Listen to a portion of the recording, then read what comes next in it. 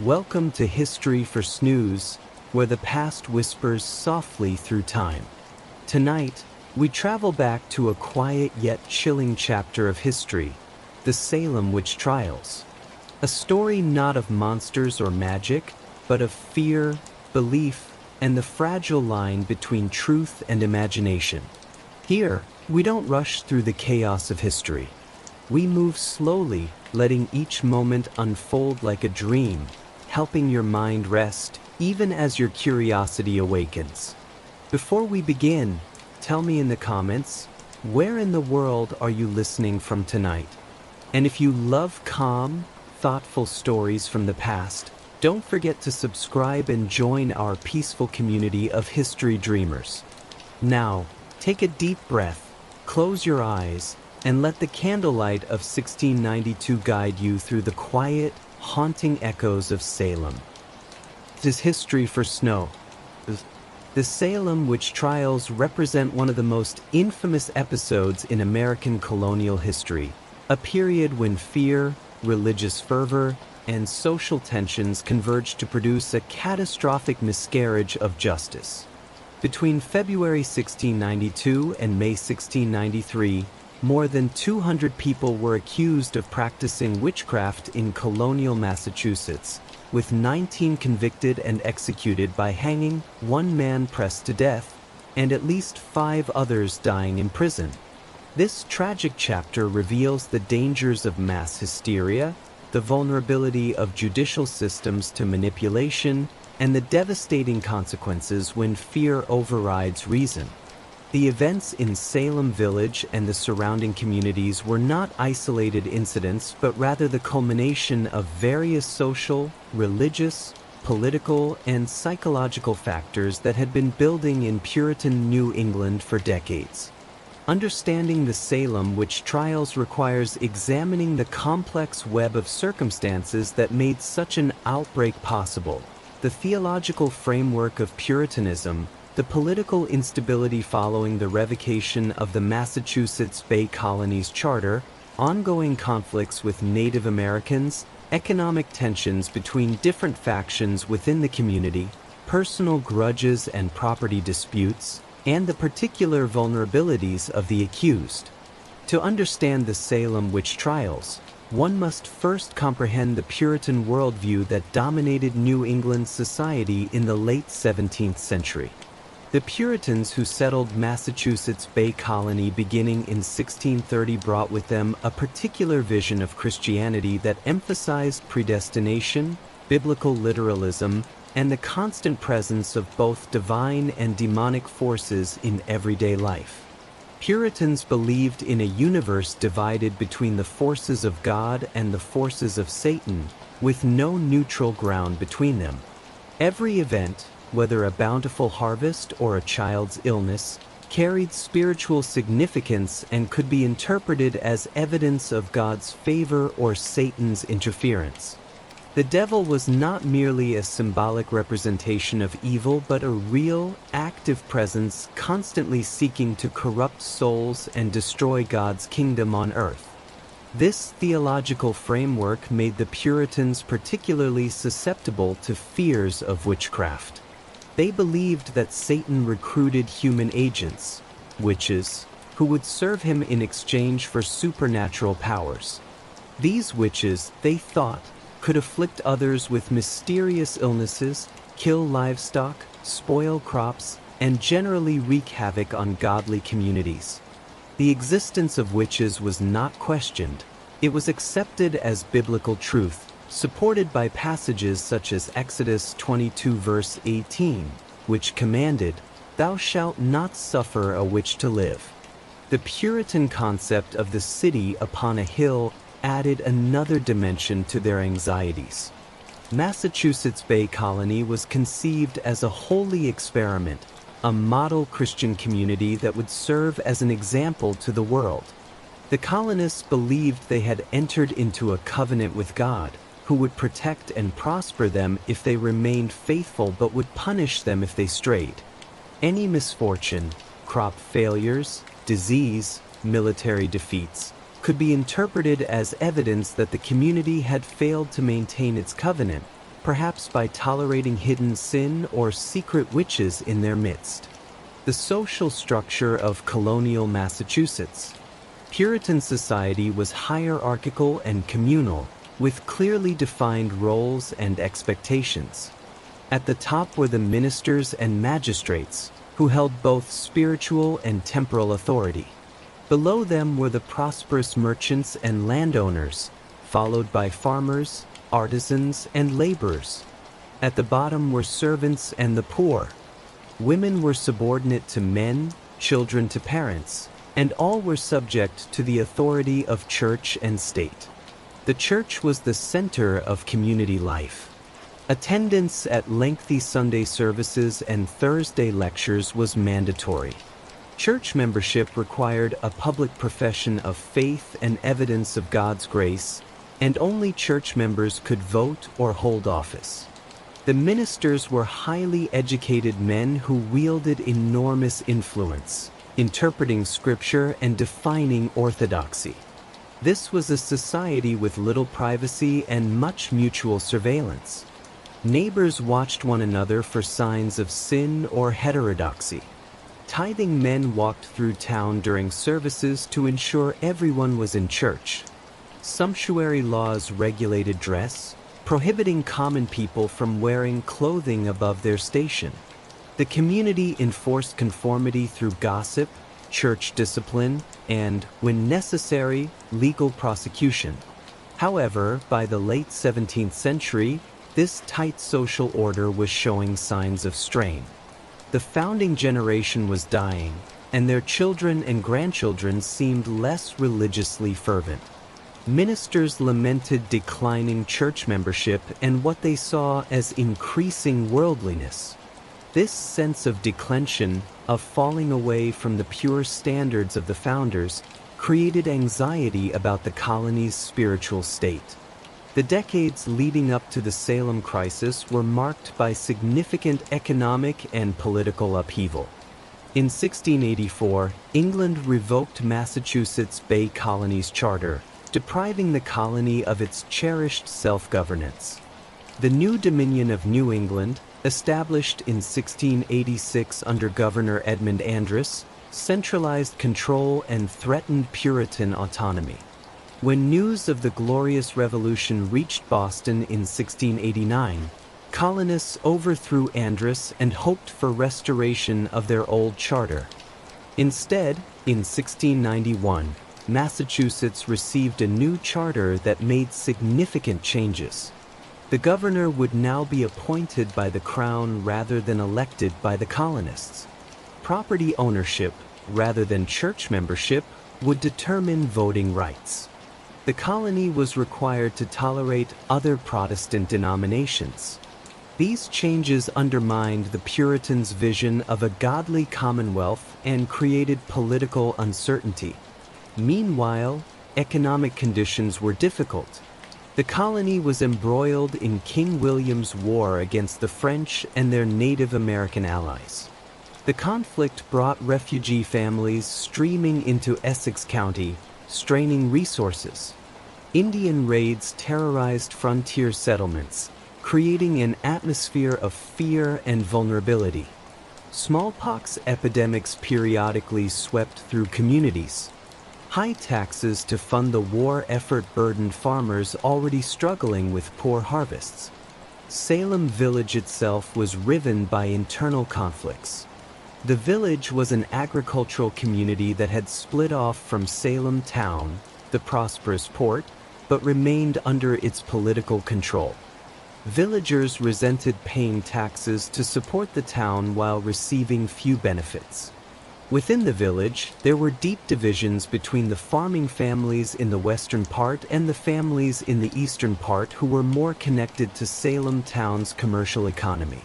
These factions fought over everything from the location of the meeting house to the retention of ministers. The intellectual framework, witchcraft theory. The belief in witchcraft was not unique to Puritans or even to New England. It was widespread across Europe and America in the early modern period. Between the 15th and 18th centuries, tens of thousands of people, mostly women, were executed for witchcraft in Europe.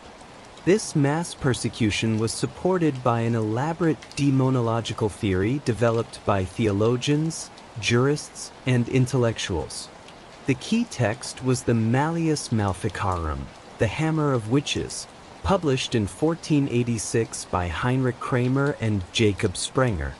This manual, for witch hunters, described how witches made pacts with the devil, attended demonic gatherings called Sabbaths, could transform into animals, and afflicted their victims through maleficium, harmful magic.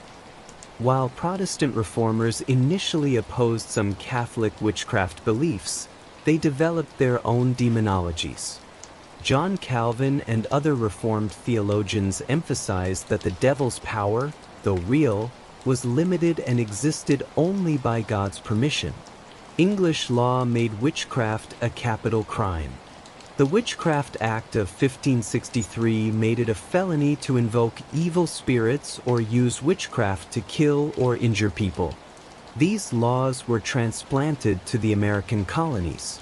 However, actual witchcraft prosecutions were relatively rare in New England before 1692. Between 1647 and 1691, approximately 93 people were accused of witchcraft in New England, and only 16 were executed. Courts required substantial evidence and were often skeptical of accusations. Several previous witchcraft cases in New England provided precedents that would influence events in Salem.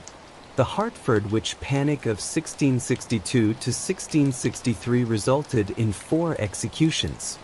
The case of Anne Glover in Boston in 1688 was particularly influential.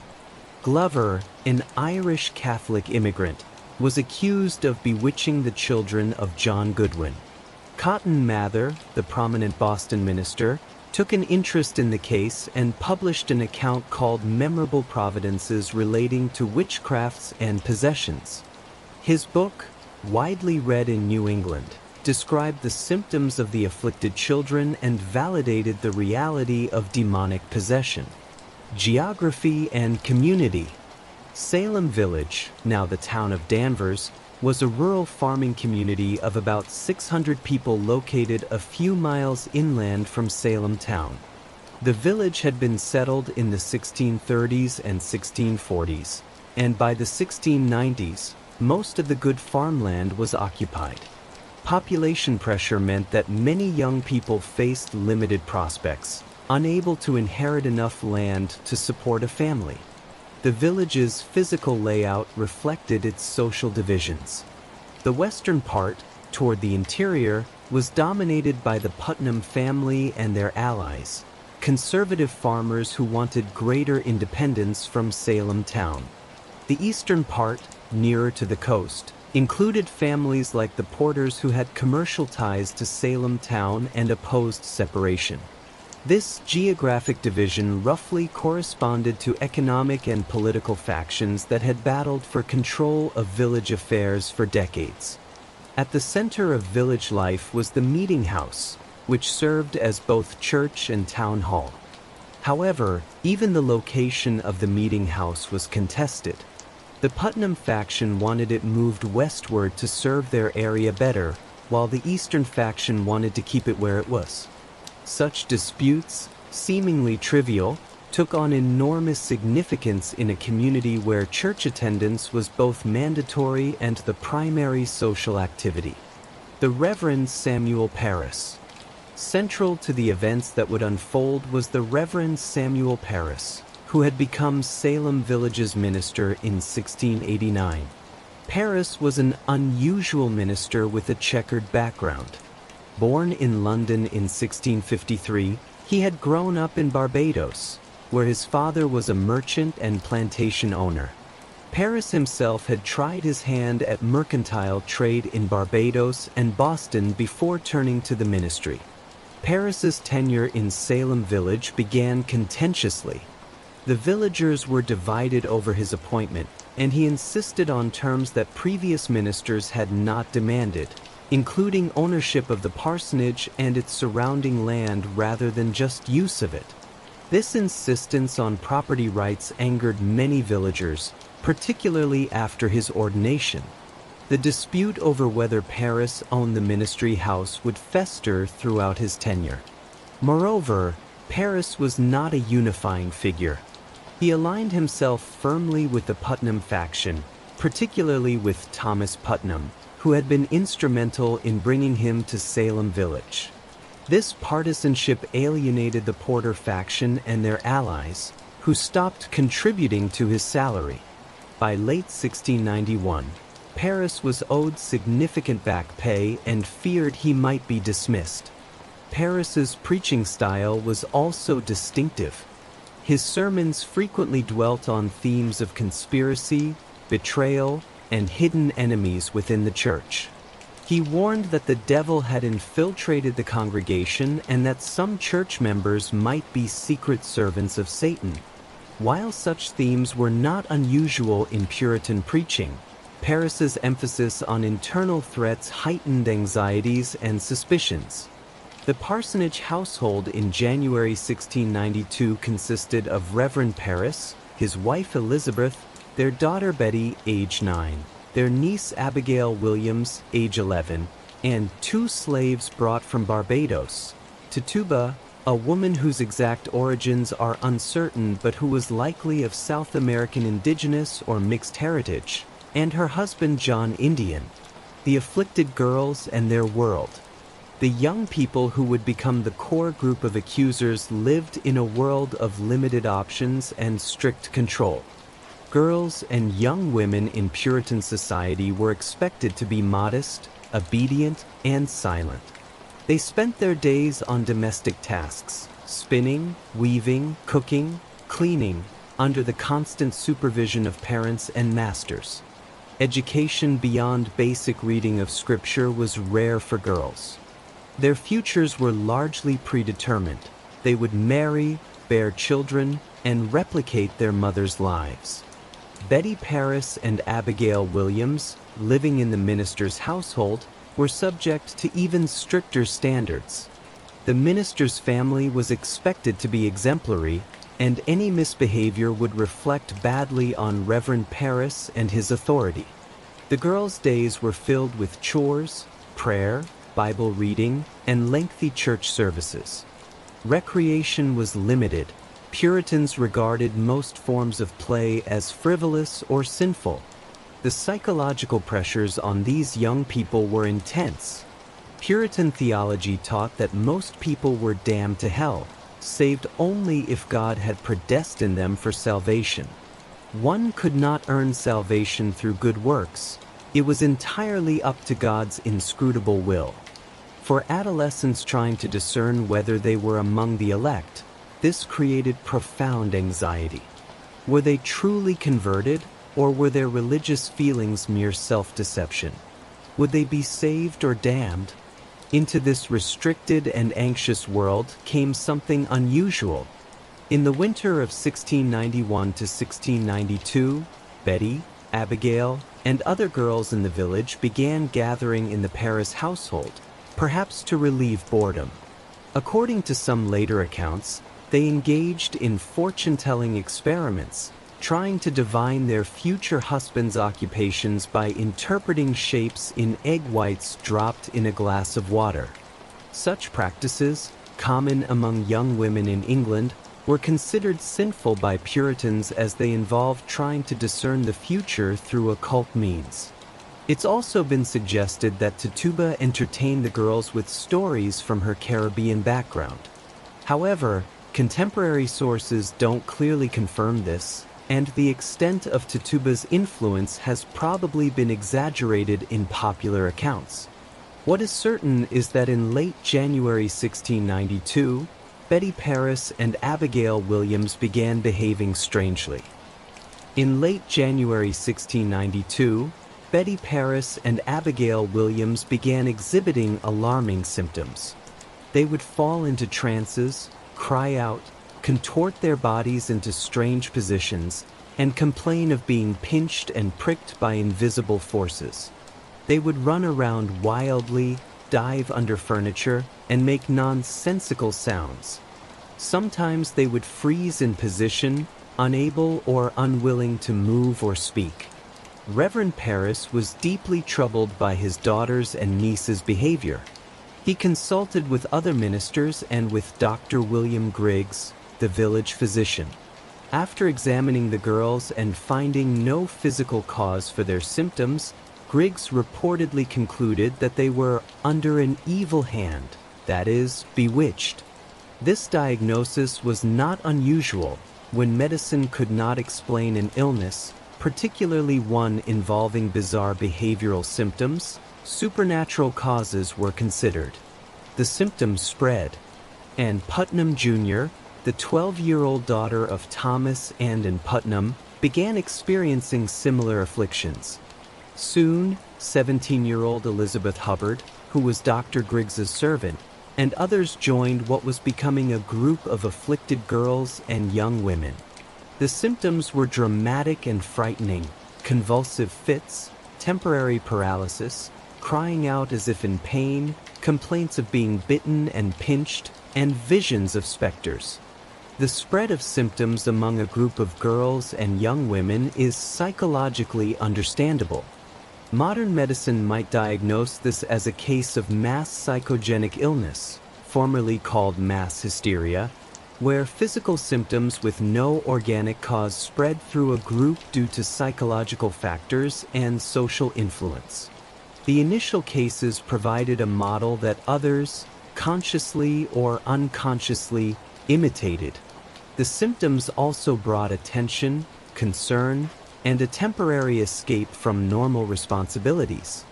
However, many of the afflicted may have genuinely believed they were under supernatural attack. In the Puritan worldview, demonic possession and witchcraft were real possibilities. The girls had been taught since birth that the devil was real and active. When they experienced strange sensations or emotions, interpreting them as demonic attacks was not just plausible but expected. The culture provided no other framework for understanding such experiences. As the afflictions continued, pressure mounted on the girls to identify their tormentors. In Puritan theology, witches afflicted their victims through spectral means. They sent forth their specters or shapes, which could torment victims while the witch's body remained elsewhere. These specters were visible only to the victims and other afflicted persons, making it impossible for ordinary observers to verify their presence.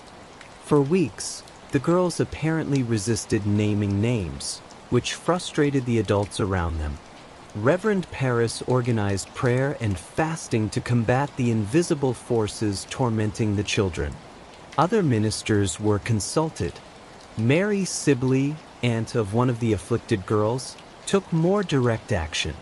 She asked Tituba and John Indian to bake a witch cake, a folk magic practice where a cake containing the urine of the afflicted was fed to a dog. The theory was that this would reveal the witch tormenting the victims. When Parris learned of this, he was furious, denouncing the use of diabolical means to fight diabolism. Finally, in late February, under persistent questioning, the girls named their first 3 suspects: Tituba, Sarah Good, and Sarah Osborne. The choice of these 3 women is significant. None was a church member in good standing. All were marginal figures who had violated social norms in various ways. Tituba was an enslaved woman in the Parris household, making her extremely vulnerable. Her exotic background, she was described as an Indian woman, made her seem potentially connected to dark forces. The fact that the afflictions began in a household where she lived and worked made her an obvious suspect. Sarah Good was a homeless beggar who went door to door asking for food and shelter. She was seen as a social nuisance and had a reputation for muttering angrily when turned away, which could be interpreted as cursing those who refused her charity. Good was pregnant, destitute, and had a history of conflict with neighbors. Her husband, William Good, was a poor laborer, and the family had fallen into poverty. Sarah Good fit the stereotype of a witch, a poor, older woman who bore grudges and muttered threats. Sarah Osborne was an elderly, bedridden woman who had scandalized the community years earlier by living with her second husband before they were married and by trying to control her son's inheritance rather than letting them inherit from their father. She had not attended church in over a year due to illness, and her absence raised suspicions. Like Good, she was vulnerable to accusation because she had violated social norms and lacked strong community ties. The fact that the first accusations targeted marginal women was typical of witchcraft accusations in early modern Europe and America. Witchcraft accusations often fell on people who were already disliked or feared, who had quarreled with neighbors, or who otherwise made convenient scapegoats. On February 29, 1692, warrants were issued for the arrest of Sarah Good, Sarah Osborne, and Tituba. The next day, March 1st, the three women were brought before magistrates John Hathorne and Jonathan Corwin for examination. These examinations were not trials but preliminary hearings to determine if there was sufficient evidence to hold the accused for trial. The examinations were held in the Salem Village Meeting House, which was packed with spectators. This was public theater, a dramatic confrontation between the accused and their accusers.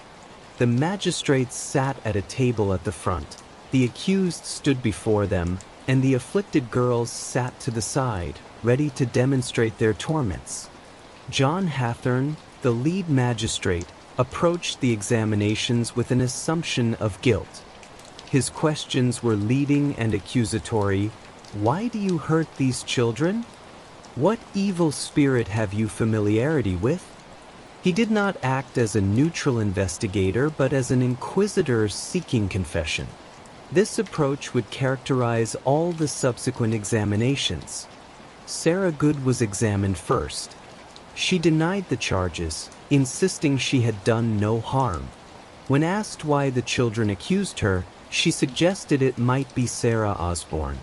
When Hathorne pressed her about her muttering, she claimed she was only reciting scripture, though she could not remember which passages. The afflicted girls cried out that Good's specter was tormenting them even as she stood before the court. Good's husband, William, was called and testified against her, saying he thought she was either a witch or would become one. This testimony from her own husband was devastating. Sarah Osborne also denied the charges. She suggested that the devil might be using her shape without her consent, an argument that would later become significant. She mentioned having disturbing dreams about a being that looked like an Indian threatening her. The afflicted girls again cried out, and Osborne was held for trial. Tituba's examination was the most dramatic and consequential. Unlike Good and Osborne, Tituba confessed. She admitted to signing the devil's book, to flying through the air, and to afflicting the children at the devil's command. She described seeing the devil as a tall, dark man who showed her a book and made her sign it with her blood. She said there were 9 witches in the conspiracy, though she could only identify Good and Osborne. She described supernatural creatures, a yellow bird, a tall man, a hog, that the witches used as familiars. Tituba's confession was likely coerced. She had been beaten by Reverend Paris before the examination, and she probably understood that confession might save her life, while denial had not helped Good and Osborne. Her confession had several crucial effects. First, it validated the girls' accusations and confirmed that a witch conspiracy existed. Second, it suggested that many witches remained unidentified, justifying further investigations.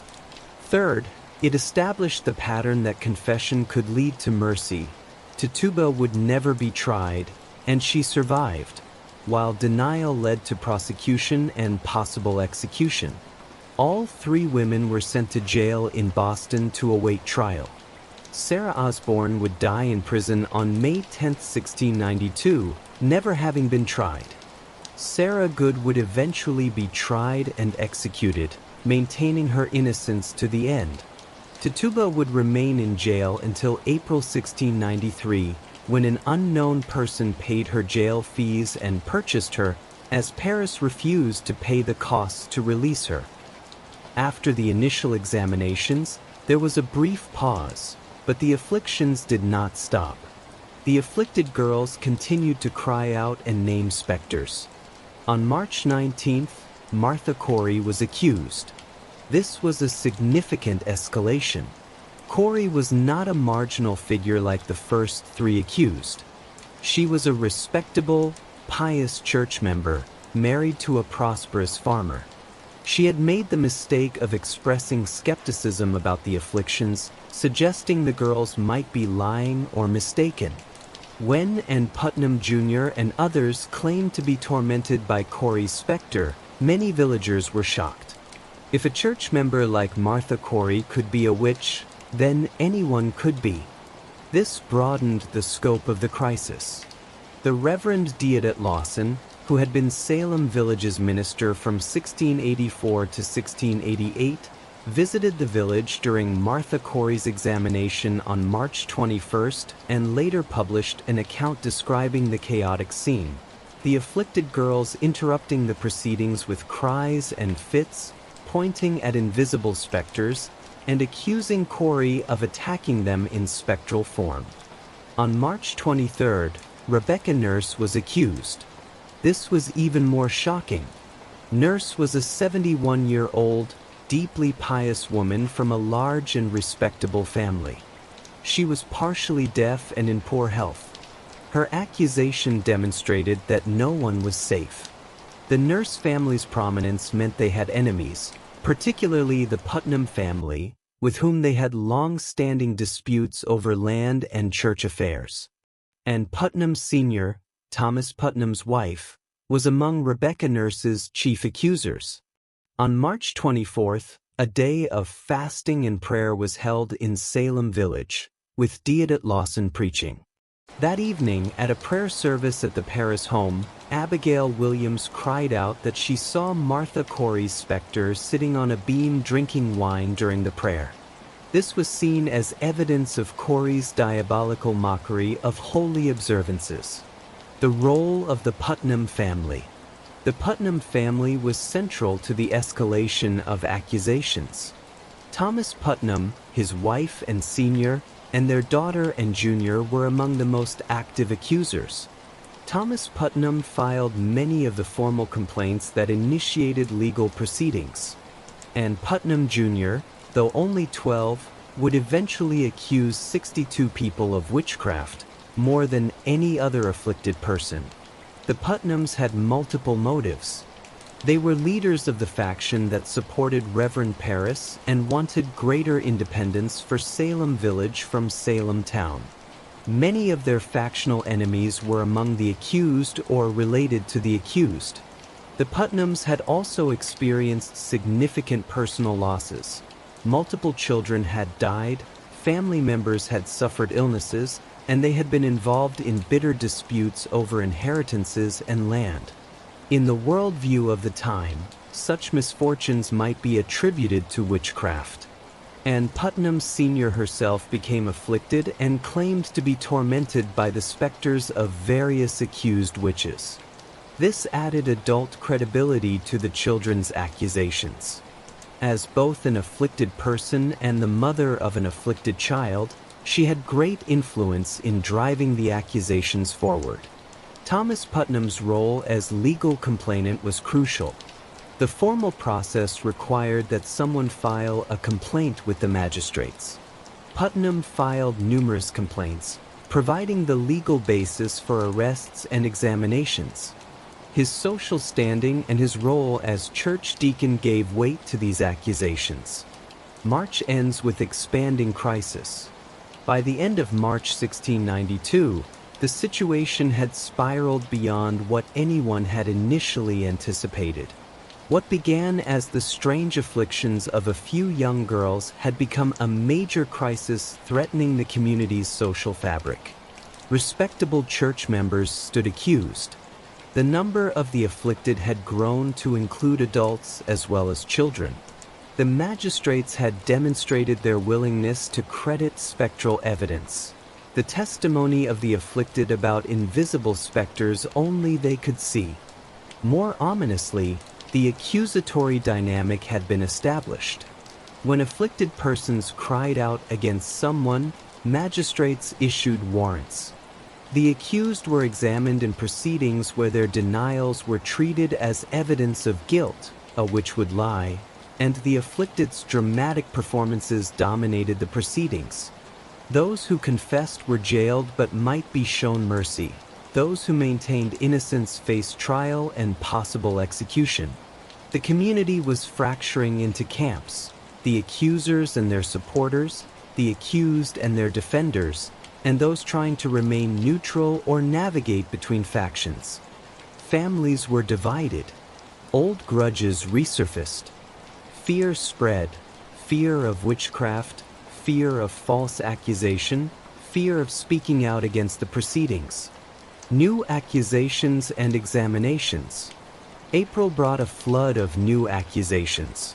Among those examined in April were Dorcas Good, the 4 or 5-year-old daughter of Sarah Good. The afflicted girls claimed that the child's specter bit them and showed them Satan's mark on her finger. Under examination, the terrified child said yes to the magistrate's leading questions, reportedly confessing that she had a familiar, a snake, given to her by her mother. She was sent to prison, where she remained for months, emerging traumatized. John Proctor and his wife Elizabeth Proctor were accused when John spoke out forcefully against the proceedings, saying the afflicted girls should be whipped. The Proctors were prosperous tavern keepers, and John was a strong-willed man who did not hide his skepticism. When Mary Warren, their servant, joined the circle of afflicted girls, John brought her home and threatened to beat her if she continued with the fits. Mary Warren briefly recanted but then resumed her afflictions and accused John and Elizabeth Proctor. This case demonstrated the danger of openly opposing the accusations. Giles Corey, the 80-year-old husband of Martha Corey, was accused after initially testifying that he had witnessed strange behavior by his wife. He later recanted, but his earlier statements were used against Martha, and then he himself was accused. Bridget Bishop, who ran a tavern and had been accused of witchcraft previously in the 1680s, was examined. Bishop had a reputation for impropriety. She dressed flamboyantly, had been married 3 times, and her tavern was a place where people played shuffleboard on Sundays, violating the Sabbath. Old accusations from years before were resurrected against her. George Burroughs, the former minister of Salem Village from 1680 to 1683, was dramatically accused in late April. The afflicted girls and women claimed that Burroughs's specter appeared to them as the ringleader of the witch conspiracy. Thomas Putnam and others claimed that Burroughs, despite being a minister, was actually the witch's leader. This was a stunning accusation. Burroughs had left Salem Village after contentious disputes over his salary, disputes involving the Putnam family. He was living in Maine when he was arrested and brought back to Massachusetts. The political context. While the witchcraft accusations unfolded, Massachusetts was in political turmoil. The colony had been operating without a proper government since the Dominion of New England collapsed in 1689. In May 1692, a new governor, Sir William Phips, arrived with the new charter. Phips was a Massachusetts native who had made a fortune recovering treasure from a Spanish shipwreck and had been knighted. He lacked experience in governance and arrived to find the jails full of accused witches awaiting trial. Phipps's arrival meant that a proper judicial system could be established. He created a special court of oyer and terminer, meaning to hear and determine, to try the witchcraft cases. He appointed Deputy Governor William Stoughton as Chief Justice, along with several other magistrates, including Samuel Sewell, a prominent Boston merchant, and Waite Winthrop, son of former Governor John Winthrop. Stoughton was a Harvard-educated minister who had never held a pastoral position but had become a magistrate and politician. He approached the witchcraft cases with fervor, convinced of a genuine diabolical conspiracy. His rigid, prosecutorial approach would shape the trial's trajectory. The question of evidence. A critical issue was what evidence would be admitted in the trials. In English legal tradition, witchcraft was difficult to prove because it involved secret, invisible acts. Courts had developed several types of evidence considered acceptable. Confession was the strongest evidence but was relatively rare without coercion. Testimony of at least 2 witnesses to specific acts of witchcraft. Physical evidence, such as a witch's mark, an unusual mole or growth that wouldn't bleed when pricked, supposedly where the witch's familiar nursed. Testimony about maleficium, harm caused by the witch, typically following a quarrel or curse. Spectral evidence. Testimony that the accused specter appeared to the witness and committed harmful acts. Spectral evidence was controversial.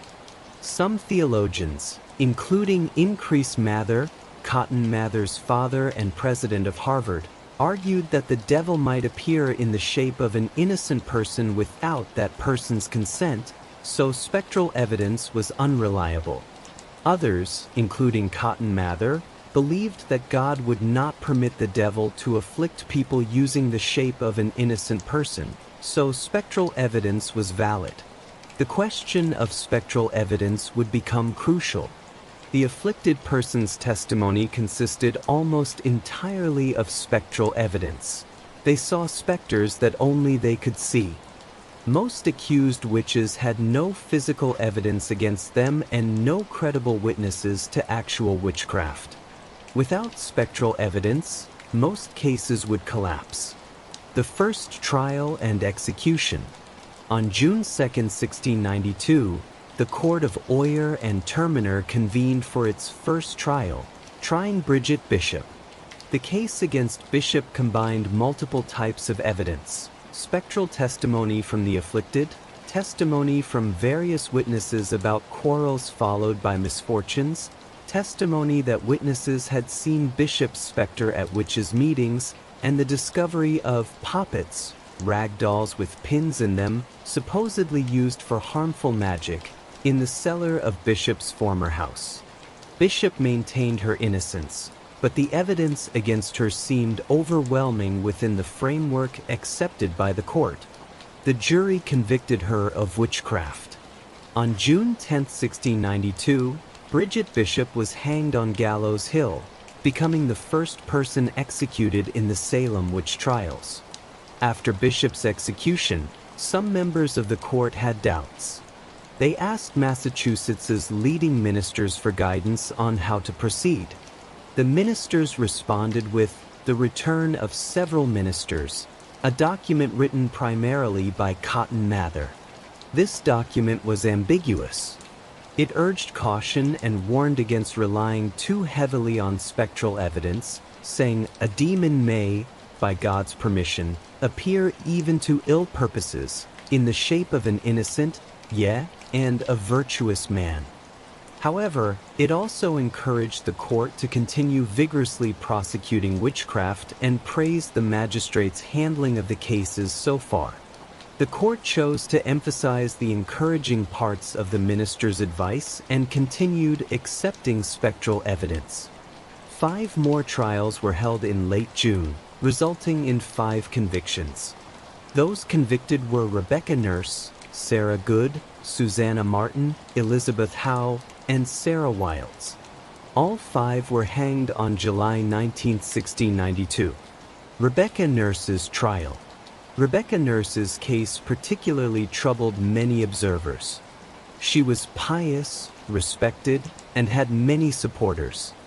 39 villagers signed a petition testifying to her good character. During her examination, she had seemed confused, partly due to her deafness. At her trial, the jury initially returned a not guilty verdict. This verdict sparked an uproar. The afflicted girls began having fits in the courtroom. Judge Stoughton was displeased and suggested the jury reconsider, pointing to something Nurse had said that could be interpreted as incriminating. She had referred to another defendant as one of us. When asked to clarify her statement, Nurse, not hearing well, did not respond. The jury interpreted her silence as an inability to explain away evidence of guilt and reconvened, changing their verdict to guilty. After the conviction, the congregation of Salem Church moved to excommunicate Rebecca Nurse, removing her from the community of saints before she was executed. Her family remained convinced of her innocence, and her hanging, along with the 4 others on July 19th, deepened the community's divisions. The expanding accusations. Throughout June and July, accusations continued to spread, reaching far beyond Salem Village. People from Andover, Topsfield, Gloucester, and other towns were accused. The social profile of the accused also broadened. While the first accused were marginal figures, by midsummer, prosperous merchants, landowners, and even a minister stood accused.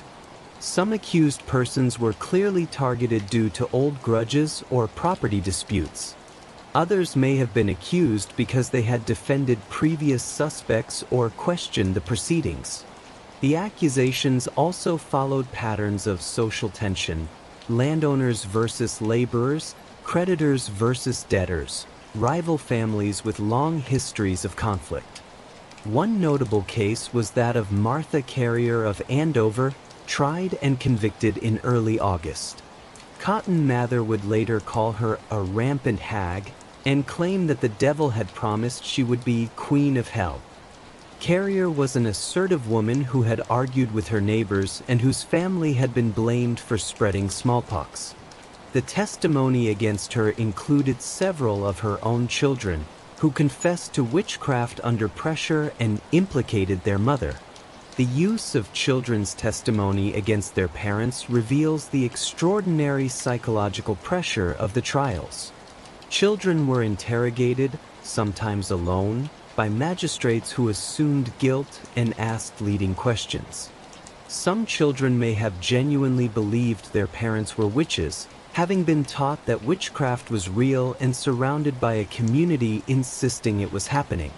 Others may have been coerced or feared punishment themselves if they didn't cooperate. Mass trials and executions. On August 5, 1692, 6 people were tried, convicted, and sentenced to death: John and Elizabeth Proctor, John Willard, George Jacobs Sr., Martha Carrier, and George Burroughs. Elizabeth Proctor received a reprieve because she was pregnant. Execution of pregnant women was not permitted until after childbirth. The other 5 were scheduled for execution. George Burroughs's case was particularly significant. As a former minister, his accusations seemed to validate the theory that the witchcraft conspiracy went to the highest levels of society.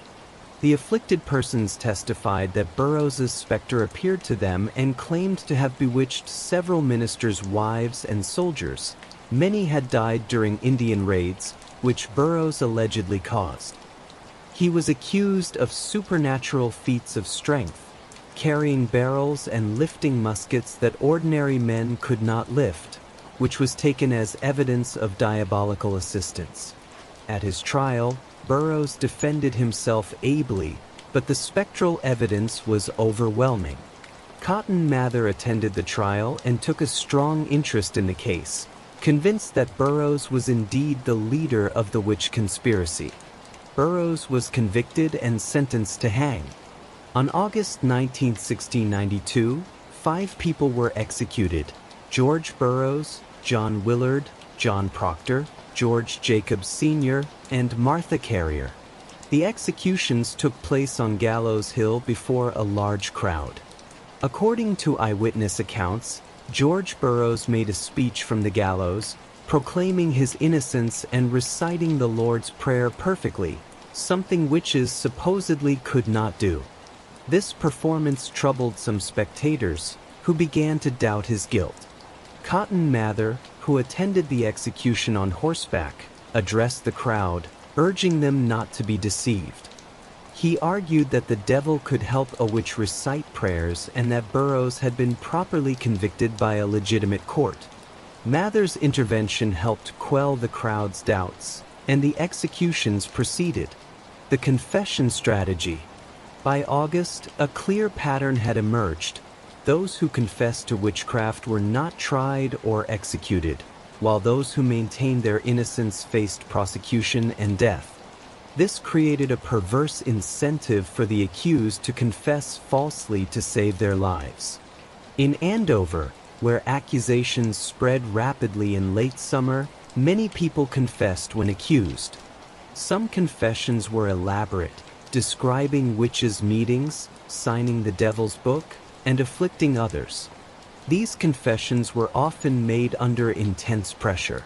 Accused persons were subjected to prolonged interrogations, touch tests, where the afflicted person would calm down when touched by the suspected witch, supposedly because the evil flowed back into the witch, and psychological manipulation. Children were particularly vulnerable to confession pressure. In one case, multiple members of the same family confessed, each implicating the others. The magistrates appeared to believe that extracting confessions was evidence of successful prosecution, not understanding that the confessions were products of the interrogation process itself. However, confessions created a problem.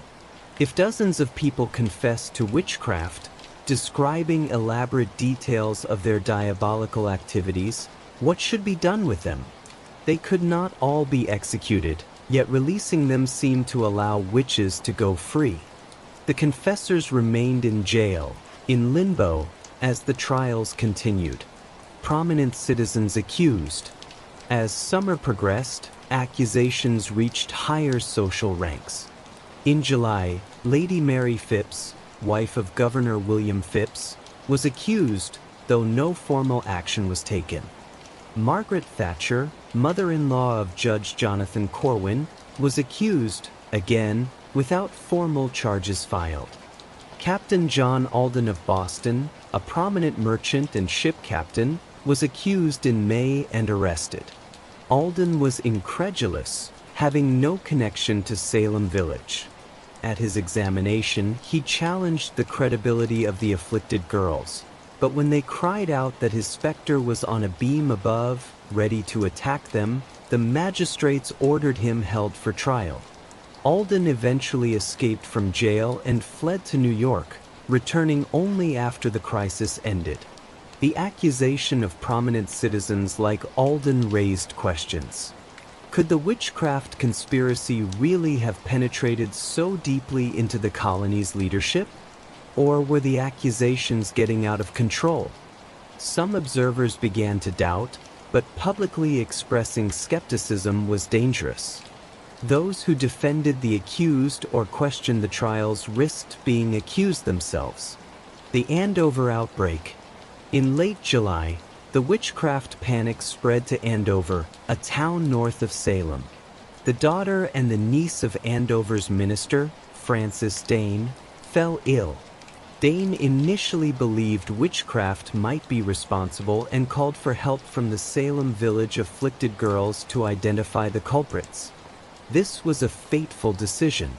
The afflicted girls were brought to Andover and began identifying witches.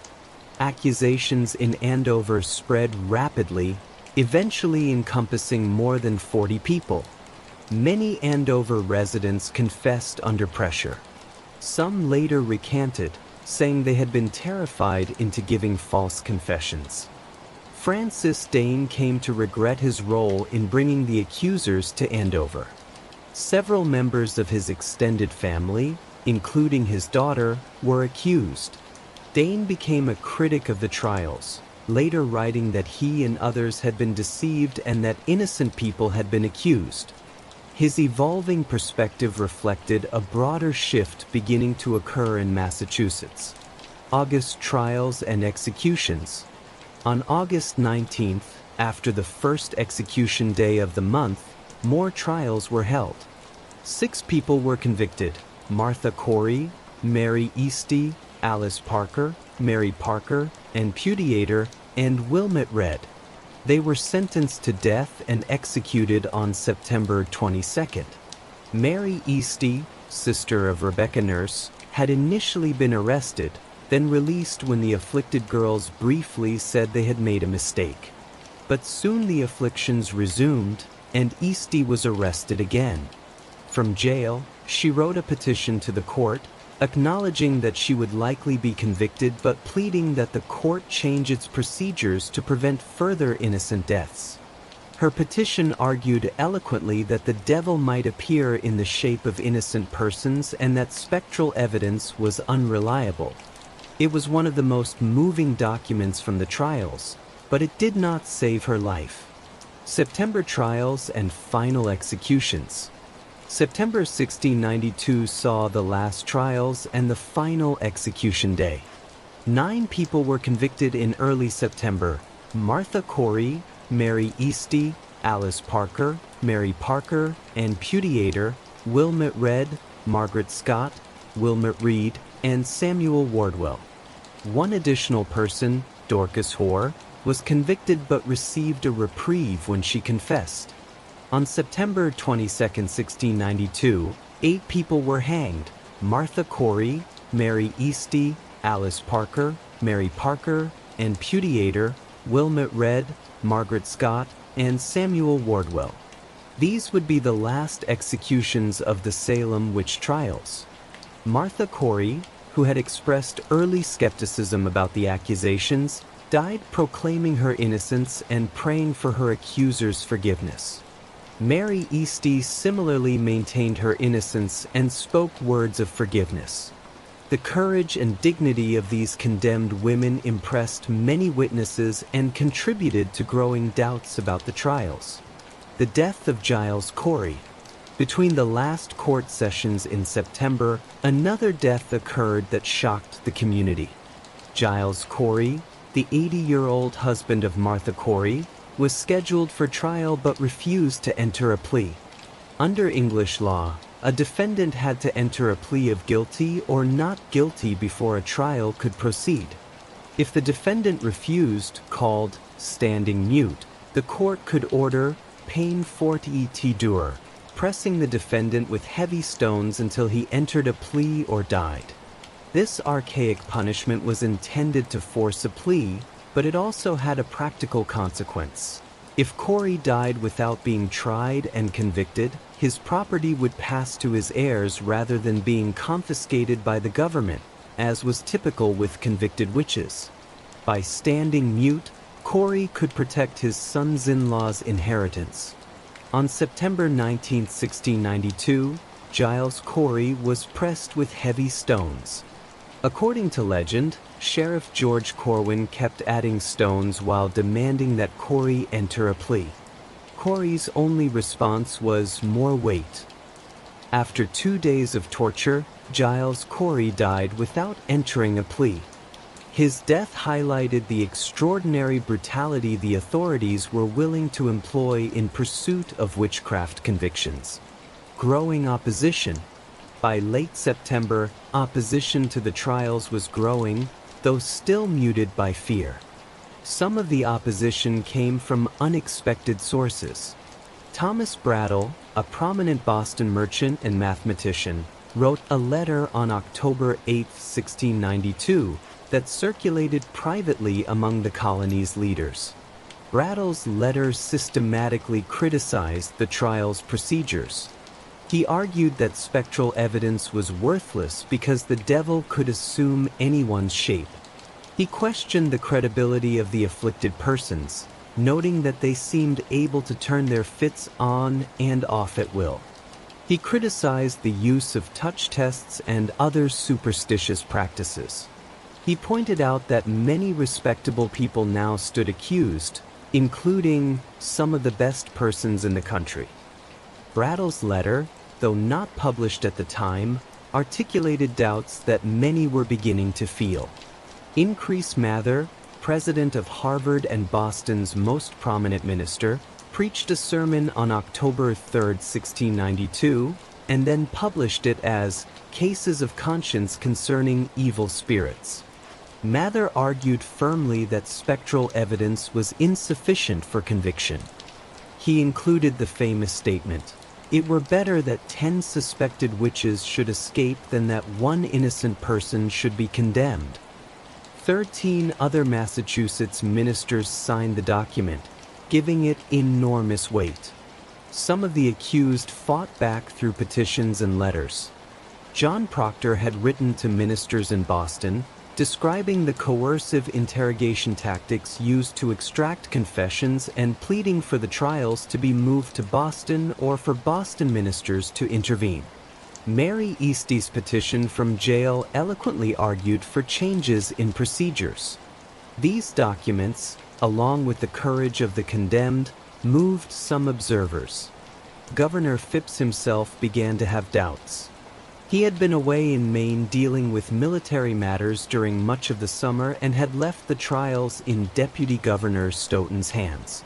When he returned and learned that his own wife had been accused, he may have begun to question whether things had gone too far. He also heard complaints from relatives of the accused and read petitions arguing for new procedures. The pace slows. In October, the court of Oyer and Terminer met again, but no trials were held. The tide was turning. Governor Phipps wrote to officials in England, describing the witchcraft crisis and defending the trials, but also noting the growing controversy over spectral evidence. The afflicted girls and women continued to make accusations, but authorities were now more hesitant to act on them. In several cases in Andover and elsewhere, accused persons were arrested but then released without examination or trial. The apparatus of prosecution was still in place, but the will to use it was weakening. One reason for the slowdown was that the accusations were reaching too high into the social hierarchy. When respected members of the elite stood accused, their social connections and influence provided protection. These prominent citizens could not be casually prosecuted the way marginal figures had been. Their accusations also raised uncomfortable questions. If such people could be witches, could anyone be trusted? The entire social order seemed threatened. Another reason was the logical problem created by the confessions. If all the confessors were truly guilty, then Massachusetts had a massive witchcraft problem requiring hundreds of executions. If the confessors were lying to save themselves, as some had already recanted and claimed, then the trial's central evidence was unreliable.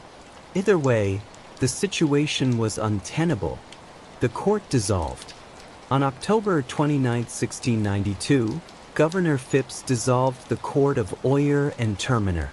In a letter to officials in London, he explained that he had been persuaded that the court's procedures were flawed and that innocent people might have been executed.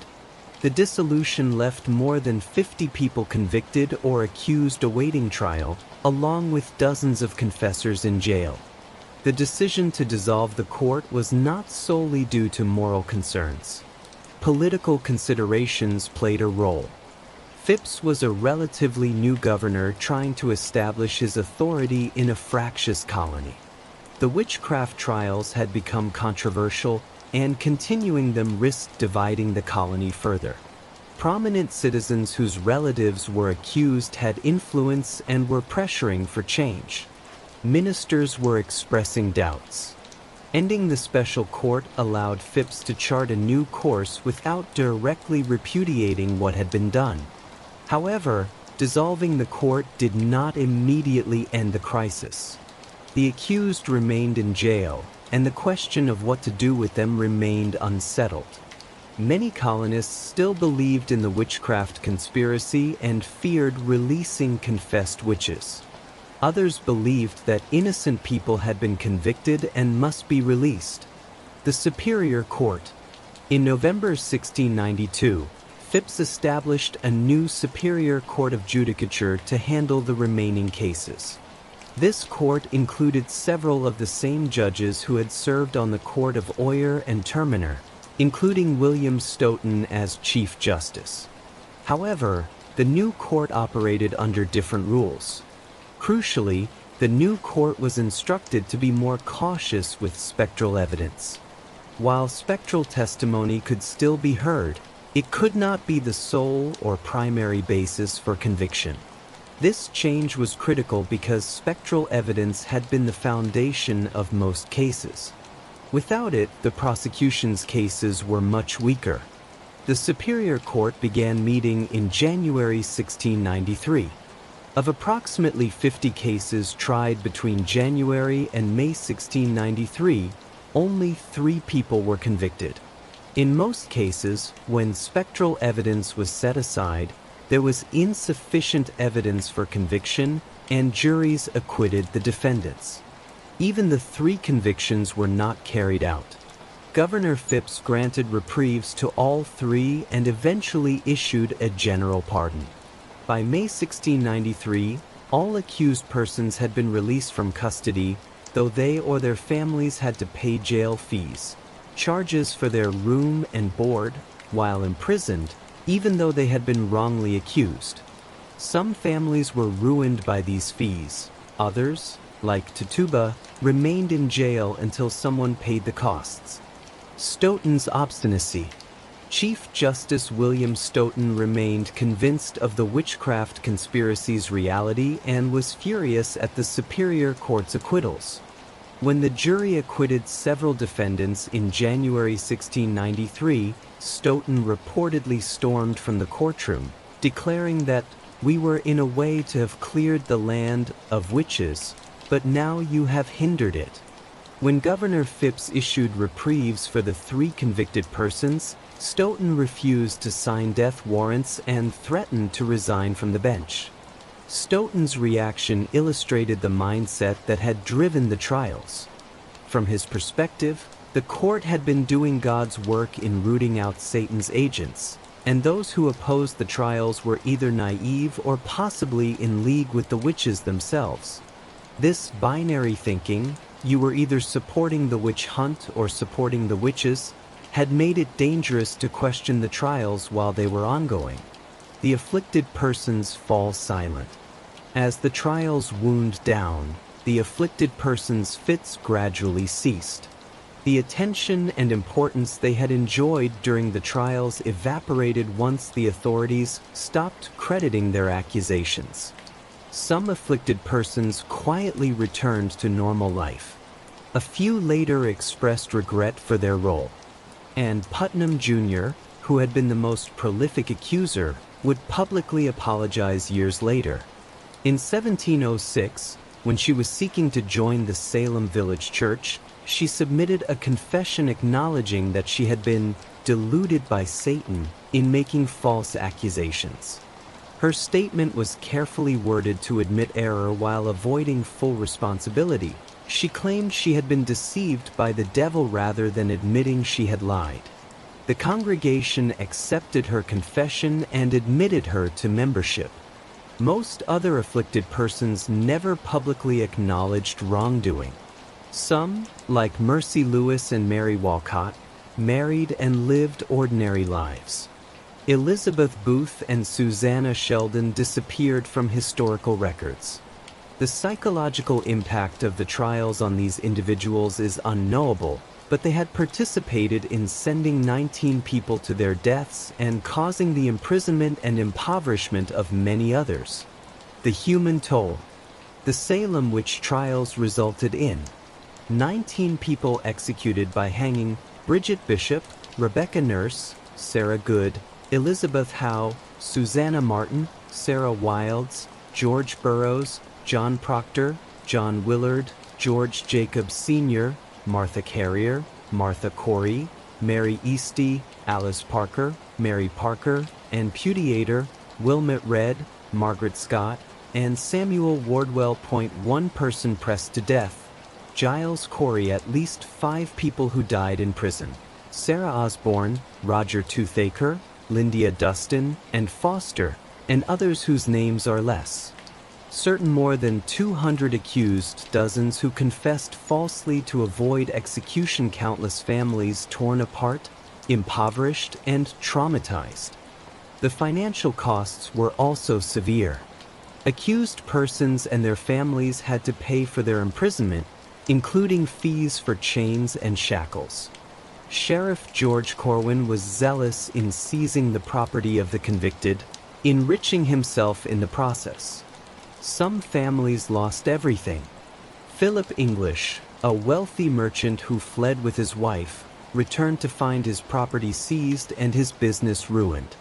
The psychological and social damage was incalculable. Communities were fractured. Families that had accused or testified against others could not easily reconcile with the families of the accused. Children who had testified against parents, or parents who had named children, bore those scars. The accused who survived carried the stigma of having been suspected of witchcraft. Early apologies and reconsiderations. Quite rapidly after the trials ended, Massachusetts began to reckon with what had occurred. This reckoning took several forms. Jurors' apology.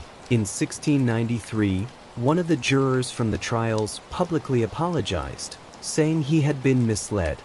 In 1697, all 12 jurors from some of the trials signed a statement acknowledging that they had been mistaken and asking forgiveness. We do hereby declare that we justly fear that we were sadly deluded and mistaken, whereby we fear we have been instrumental with others, though ignorantly and unwittingly, to bring upon ourselves and this people of the Lord the guilt of innocent blood. Day of Fasting.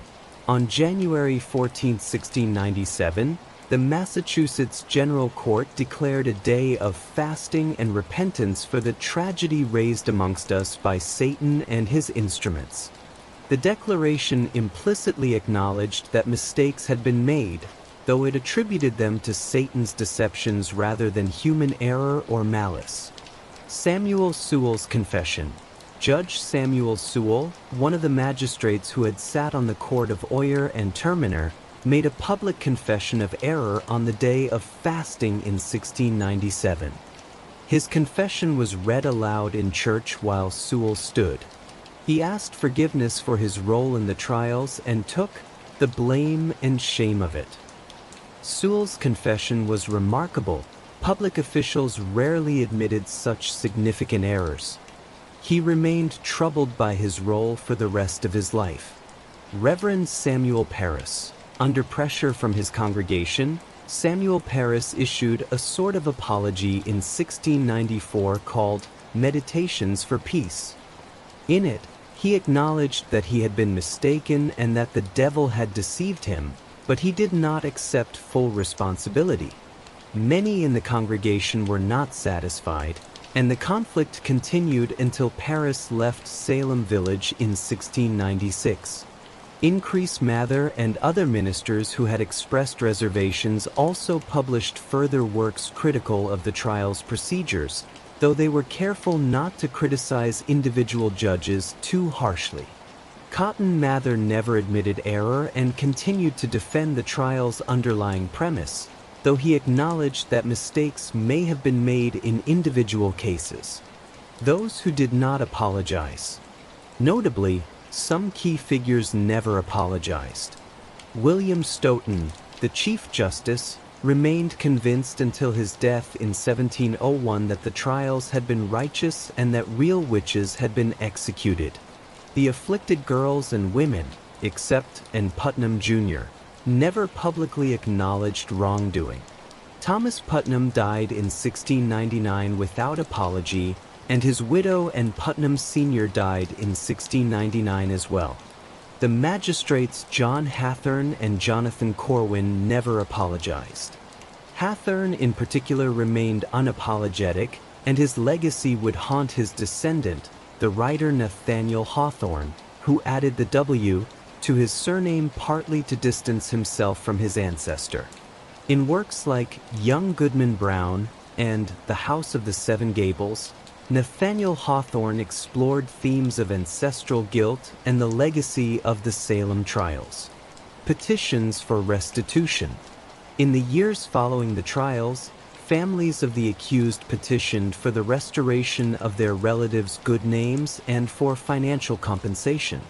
These petitions described the suffering of the accused and their families and argued that the convictions had been unjust. In 1703, the General Court responded to some petitions by reversing the convictions of several accused witches, though not all.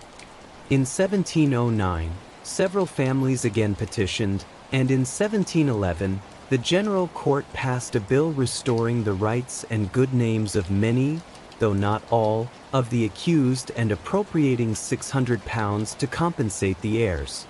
The distribution of this compensation was incomplete and often inadequate, but it represented official acknowledgement of wrongdoing.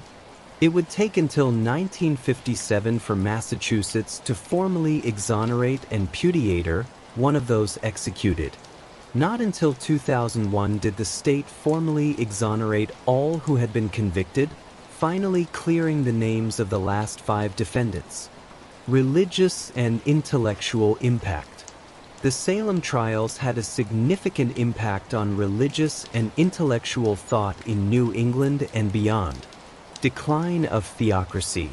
The trials accelerated the decline of Puritan theocracy in Massachusetts. The new charter of 1691 had already weakened the church's political power by making property ownership rather than church membership the basis for voting. The trials demonstrated the dangers of religious enthusiasm and spectral evidence, leading to greater skepticism of claims about supernatural intervention in daily life. Judicial reforms. The trials led to reforms in legal procedure. Courts became more cautious about the types of evidence they admitted. The use of spectral evidence was abandoned. There was greater skepticism about confessions obtained under pressure. While these reforms were gradual and incomplete, Salem contributed to evolving standards of evidence and due process. Skepticism about witchcraft. After Salem, witchcraft prosecutions became extremely rare in the American colonies. While belief in witchcraft persisted at the popular level, authorities were unwilling to prosecute cases. The trials had demonstrated how quickly such accusations could spiral out of control. The intellectual climate was also changing.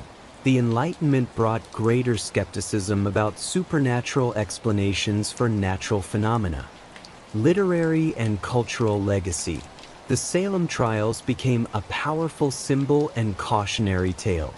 In subsequent centuries, writers, playwrights, and artists have returned to Salem again and again as a lens for exploring themes of injustice, mass hysteria, and persecution. The trials entered American mythology as a defining moment when fear triumphed over reason, with lasting lessons about the fragility of justice. Historians have proposed numerous explanations for why the Salem witch trials occurred. No single explanation is adequate. The trials resulted from a complex interaction of factors. Major interpretive frameworks include religious and supernatural explanations. The earliest interpretations, offered by participants and immediate observers, understood the trials in supernatural terms.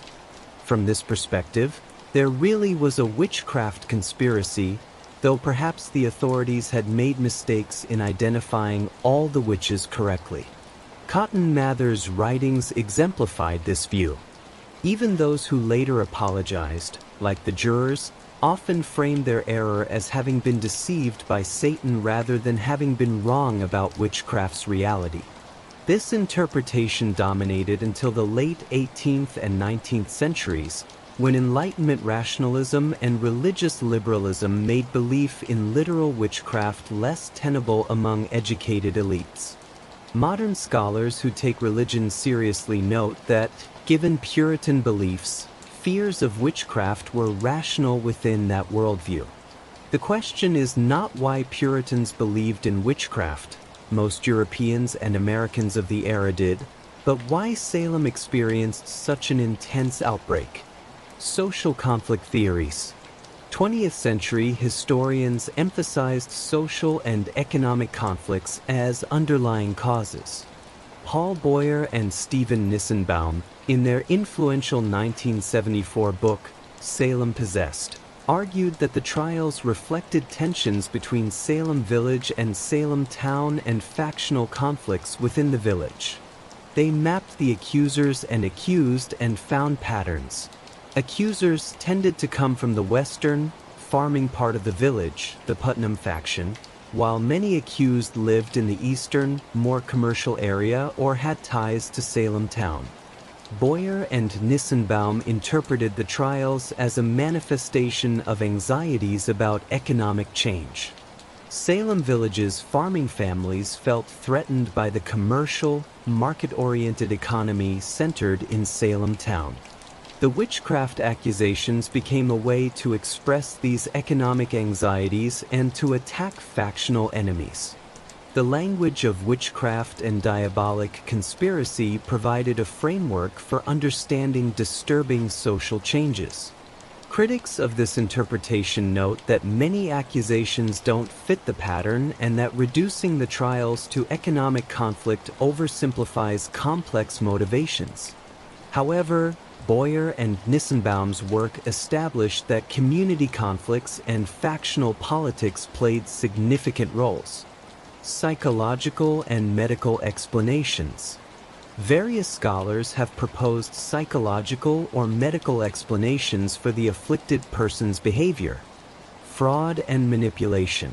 Some historians argue that the afflicted girls and women were deliberately faking their symptoms, perhaps out of desire for attention, to settle grudges, or because they became trapped by their own accusations.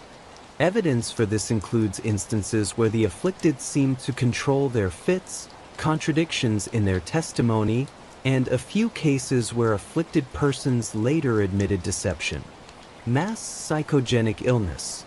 This theory, supported by many medical historians, suggests the afflicted experienced mass hysteria or conversion disorder, genuine symptoms with psychological rather than physical causes. Stress, fear, and social contagion could produce real physical manifestations. The symptoms spread through a group of adolescent girls and young women, a demographic vulnerable to such phenomena. Historical examples of similar outbreaks in convents, schools, and other institutions support this interpretation. Ergot poisoning. In 1976, Linda Caporail proposed that ergot poisoning might explain the afflictions. Ergot is a fungus that grows on rye and can cause convulsions, hallucinations, and other symptoms resembling those described in Salem. However, most historians have rejected this theory because the symptoms don't match ergot poisoning precisely. The outbreak was too selective, affecting some people but not others in the same households, and the afflicted could apparently turn symptoms on and off. Post-traumatic stress disorder. Some scholars suggest that PTSD from King William's War might have contributed. Many refugees from Indian attacks in Maine and New Hampshire had fled to Essex County. The afflicted girls and women might have been traumatized by the violence they had witnessed or heard about, with their fears manifesting as visions of diabolical attacks. This theory helps explain the violent, invasive nature of the spectral visions. Gender analysis. Feminist historians have analyzed the gender dynamics of the trials. Approximately 80% of the accused were women, continuing a pattern from European witch hunts. The accusations reflected anxieties about women who violated gender norms, women who were too assertive, too independent, too contentious, or too sexual. Widows and women without male protection were particularly vulnerable. However, the pattern is complex.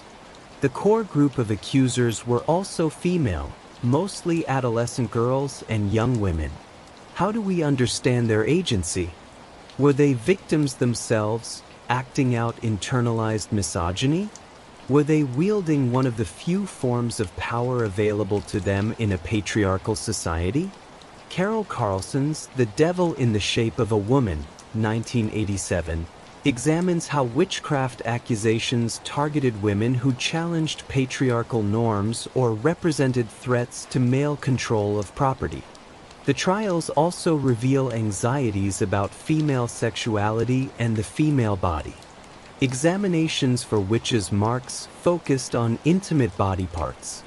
Accusations sometimes included allegations of sexual misconduct or improper relations with the devil. The image of the witch was highly sexualized, representing dangerous, uncontrolled female power. Political and legal context. Some historians emphasize the political instability and legal vacuum in Massachusetts in 1692.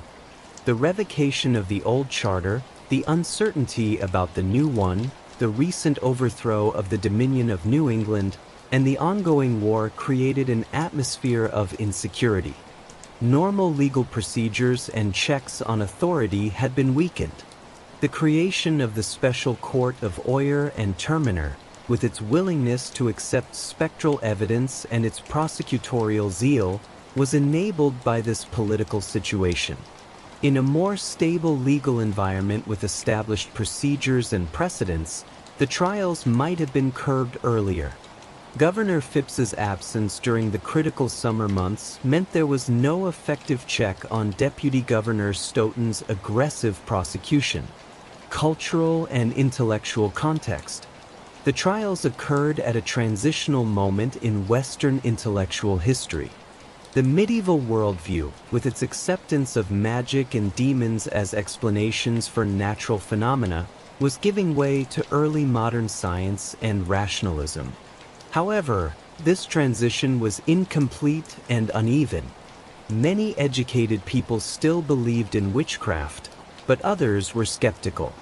Salem occurred just as this skepticism was becoming more acceptable among elites. Some of the critiques of the trials, particularly regarding spectral evidence, reflect emerging Enlightenment ideas about evidence and proof. The rapid end of the trials and the subsequent apologies suggest that intellectual currents were turning against witchcraft prosecution, even if popular belief persisted. Comparative perspective. Comparisons with other witch hunts help contextualize Salem. The Salem trials were not the largest witch hunt in history. European witch hunts claimed tens of thousands of lives. However, Salem was unusual in several ways. Concentration. The trials were geographically and temporally concentrated, occurring in one small area over about 9 months, rather than spread over decades and multiple regions. Spectral evidence. The heavy reliance on spectral evidence was unusual. Many European courts were skeptical of such evidence. Social range of accused. The fact that the accusations reached up into the social elite relatively quickly was unusual. Most witch hunts focused on the poor and marginal. Rapid reversal. The speed with which Massachusetts turned against the trials and began apologizing was unusual. In many European contexts, years or decades passed before authorities acknowledged errors. These unusual features suggest that Salem requires specific explanation rooted in New England's particular social, religious, and political context, not just general theories about early modern witch hunts. 19th century views. By the 19th century, the Salem witch trials had become a symbol of superstition and religious fanaticism. Liberal Protestants and secularists used Salem as an example of what happened when religious enthusiasm overwhelmed reason. Nathaniel Hawthorne's fiction explored the trials' lingering impact, treating them as a stain on New England's past that subsequent generations had to reckon with. Some 19th century interpretations were more sympathetic to the accusers, portraying them as deluded rather than malicious, or even as genuinely possessed. Spiritualism and the Gothic movement romanticized aspects of the trials, sometimes portraying the accused as mysterious and potentially powerful rather than as innocent victims. 20th century parallels. The Salem trials gained renewed relevance in the 20th century as a metaphor for political persecution. Arthur Miller's 1953 play, The Crucible, used Salem as an allegory for McCarthyism and the anti-communist witch hunts of the 1950s. Miller drew explicit parallels. Both involved accusations based on flimsy evidence, pressure to name names and implicate others, assumption of guilt, and an atmosphere where defending the accused made one suspect. The Crucible has shaped popular understanding of the Salem trials, though it takes significant historical liberties. Miller compressed timelines, aged up Abigail Williams to create a romance with John Proctor, and simplified the motivations of various characters. Nevertheless, the play powerfully captured the dynamics of mass accusation and the moral dilemmas faced by those caught up in such events.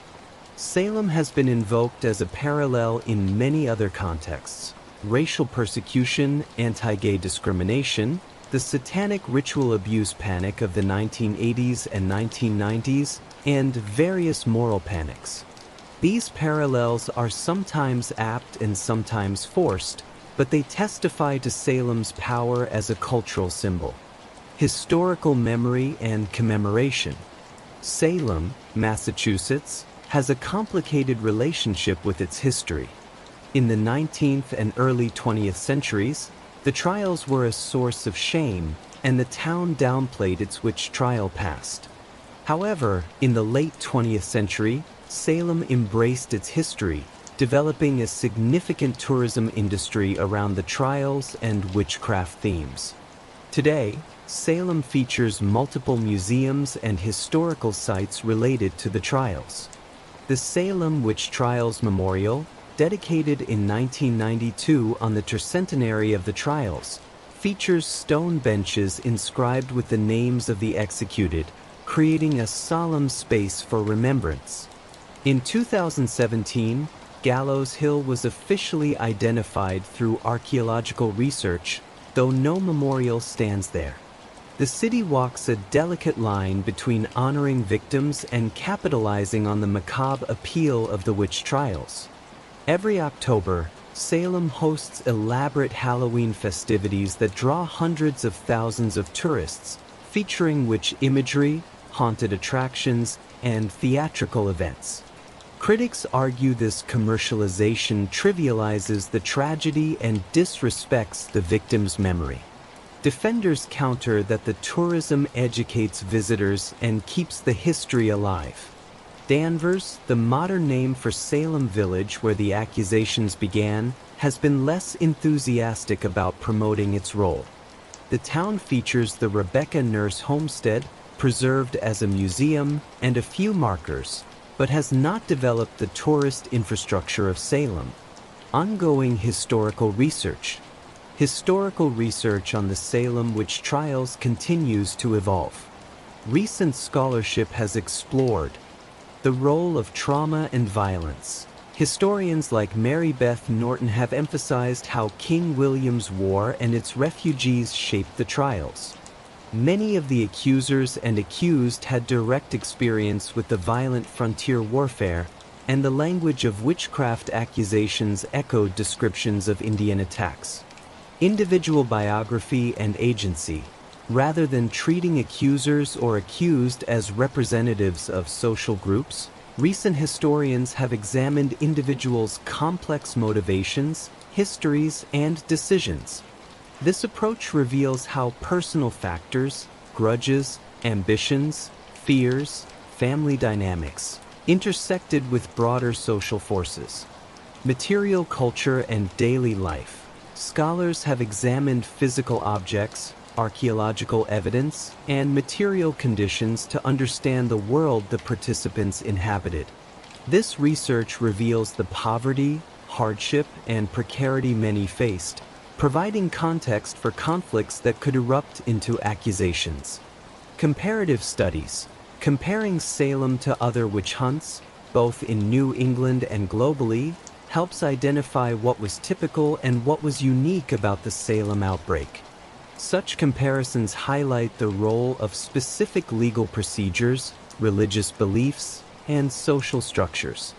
Gender and power. Ongoing feminist scholarship continues to analyze the gendered dimensions of the trials, examining how patriarchal structures shaped both who was accused and who could accuse. Legal and ethical legacy. The Salem Witch Trials have had lasting influence on legal thought and practice. Standards of evidence. Salem demonstrated the dangers of admitting dubious evidence. The abandonment of spectral evidence was an important step in developing more rigorous standards for what counts as valid testimony.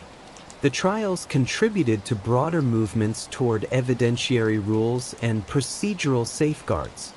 Due process. Salem illustrated the importance of protecting defendants' rights, even when emotions run high and the accused are unpopular. The trials showed what happens when courts assume guilt, when defendants lack effective counsel, and when accusers' testimony is uncritically accepted. The presumption of innocence. While this principle existed before Salem, the trials reinforced its importance.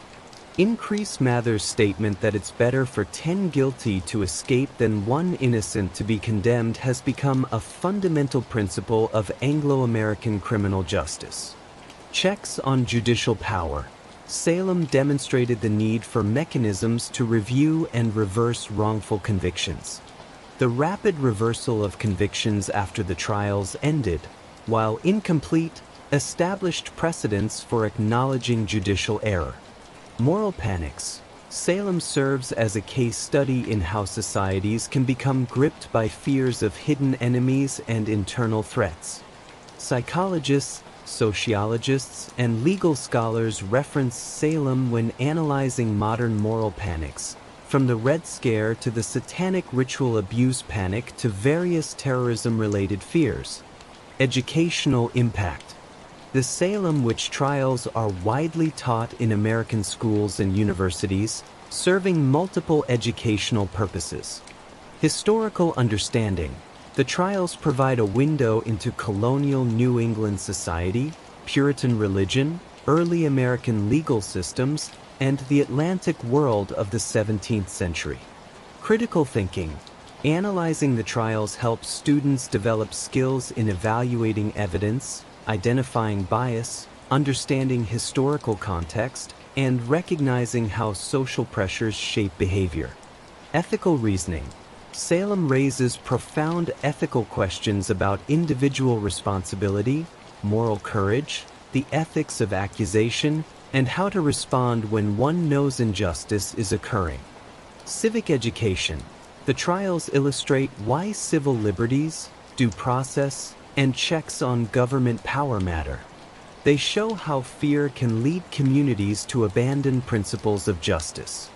Many schools use the crucible as a text, generating discussion about the historical events and their parallels to modern situations. This keeps Salem alive in cultural memory and ensures new generations grapple with its lessons. The accusers. Betty Paris, 1682 to 1760, Reverend Paris's daughter, whose afflictions triggered the crisis, was sent away from Salem village during the trials to live with relatives. This separation seems to have helped her recover. She married and lived a long, quiet life, dying in 1760. She apparently never spoke publicly about her role in the trials.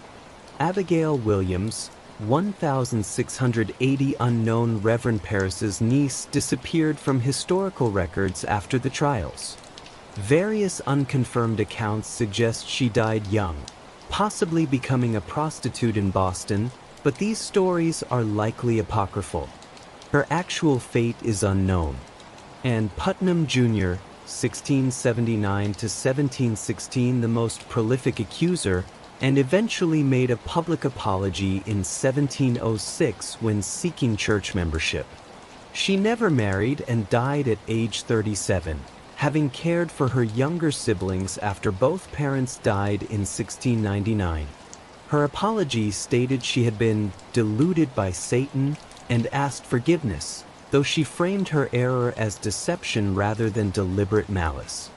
Mercy Lewis, 1675, unknown, a refugee from the Maine frontier where her family had been killed in an Indian raid. Mercy was a servant in Thomas Putnam's household during the trials and was among the core accusers. She later married and moved away from the area. Mary Walcott, 1675, unknown, another key accuser. Mary was the daughter of a Salem village militia captain. She married and had children, living a conventional life after the trials. Mary Warren, 1674, unknown, servant to John and Elizabeth Proctor. Mary was initially afflicted, then briefly recanted and testified that the girls were lying, then resumed her afflictions and accused her employers. This vacillation suggests the intense psychological pressure the accusers experienced. Her later life is undocumented. Elizabeth Hubbard, 1682, unknown, Dr. Griggs's servant and great-niece. Elizabeth was among the earliest afflicted and accused many people. She later married and fades from historical records. The ministers. Samuel Parris, 1653 to 1720, the Salem village minister at the center of the crisis, left Salem village in 1696 after prolonged disputes with his congregation over his role in the trials. He served briefly in other parishes but never achieved the prominence or security he sought. He died in 1720, his career permanently damaged by his association with the trials. Cotton Mather, 1663 to 1728, Boston's prominent minister, who encouraged the trials and attended George Burroughs's execution, never admitted the trials were fundamentally wrong, though he acknowledged some mistakes may have occurred. He remained influential in Massachusetts' religious and intellectual life but faced increasing criticism. His reputation was damaged by his role in the trials, and subsequent generations remembered him as much for Salem as for his considerable scholarly achievements. Increase Mather, 1639 to 1723, Cotton's father and Harvard's president, took a more critical stance, publishing Cases of Conscience, opposing spectral evidence. However, he also remained ambiguous, not wanting to fully repudiate the trials or his son's role. He continued as a leading minister until his death. Deodat Lawson, 1648, unknown, the former Salem village minister who visited during the crisis and published an account supporting the trials, later faded from prominence and possibly returned to England. The magistrates and judges. William Stoughton, 1631 to 1701, the Chief Justice who aggressively prosecuted the trials, never apologized and remained convinced of the witchcraft conspiracy's reality. He continued as Deputy Governor and Chief Justice of Massachusetts until his death. He was wealthy and influential to the end, his role in the trials apparently not damaging his career. Samuel Sewall, 1652 to 1730, the only judge to publicly apologize for his role, Sewall stood in church while his confession was read on the day of fasting in 1697. He continued as a judge and became Chief Justice of Massachusetts in 1718. He's remembered as much for his apology and his later anti-slavery writings as for his role in the trials. His detailed diary provides invaluable insights into Puritan life and his own conscience. John Hathorne, (1641 to 1717), the lead examining magistrate never apologized and apparently never doubted the rightness of his actions. He continued as a magistrate and died respected in his community. His descendant Nathaniel Hawthorne would add a W to the family name, partly to distance himself from his ancestors' legacy. Jonathan Corwin, 1640 to 1718, the other examining magistrate, like Hathorne, never apologized. His house in Salem, known as the Witch House, still stands and is a tourist attraction, the only surviving structure with direct ties to the trials. Governor William Phips, 1651 to 1695, the governor who established the Court of Oyer and Terminer and later dissolved it, faced criticism for his handling of the crisis. He returned to England in 1694 to answer various charges, not related to the witch trials, and died in London in 1695. The accused who survived. Tituba, dates unknown. The enslaved woman whose confession helped fuel the trials remained in jail until April 1693, when an unknown person paid her jail fees and presumably purchased her. Samuel Parris refused to free her. Her subsequent fate is unknown. Some fictional accounts have claimed she recanted her confession, but no historical evidence supports this. John Alden, 1626 to 1702, the prominent Boston merchant who was accused, jailed, and then escaped, returned to Massachusetts after the trials ended. He faced no further prosecution and resumed his successful career. Philip and Mary English. This wealthy merchant couple fled Massachusetts when accused, but Sheriff George Corwin seized their extensive property. They returned after the trials but were financially ruined. Philip English remained bitter, and when Corwin died young in 1697, English allegedly attempted to seize Corwin's body to satisfy debts. Dorcas Good, 1687, unknown Sarah Good's young daughter, who was imprisoned for months and traumatized by the experience, survived but was reportedly mentally impaired afterward. William Good petitioned for compensation, citing his daughter's permanent damage, but received little. The executed. Those executed maintained their innocence with few exceptions. Their final words and bearing impressed observers and contributed to doubts about the trials. Rebecca Nurse prayed for her accusers and maintained her innocence, her dignity making a profound impression on witnesses. Mary Easty wrote eloquently from prison, asking not that her life be spared but that the court change its procedures to protect others. George Burroughs recited the Lord's Prayer perfectly from the gallows, a feat supposedly impossible for witches, troubling the crowd. Sarah Good, when Reverend Nicholas Noyes urged her to confess, reportedly told him, "You are a liar. I am no more a witch than you are a wizard, and if you take away my life, God will give you blood to drink." According to legend, Noyes died years later of a hemorrhage, choking on his own blood, though this story is probably apocryphal. The courage of these executed persons, maintaining their innocence despite the opportunity to save themselves through confession, eventually influenced public opinion against the trials. European witch hunts. The Salem trials were part of a broader early modern witch hunting phenomenon that peaked in Europe between 1580 and 1650, though persecutions occurred from the 15th through 18th centuries. Estimates suggest between 40,000 and 60,000 people were executed for witchcraft in Europe, with thousands more accused, tortured, or imprisoned. European witch hunts had several characteristics that appeared in Salem. Gender disparity. Approximately 75 to 80% of accused witches in Europe were women, similar to Salem's roughly 80%. The gendered nature of witch accusations reflected patriarchal anxieties about women's power, sexuality, and independence. Social marginality. Many accused were poor, elderly, socially marginal or otherwise vulnerable people. However, accusations could also target prosperous people, especially during intense witch panics. Torture and confession. European witch trials often use torture to extract confessions, creating detailed narratives of witches' sabbaths, pacts with the devil, and diabolical activities.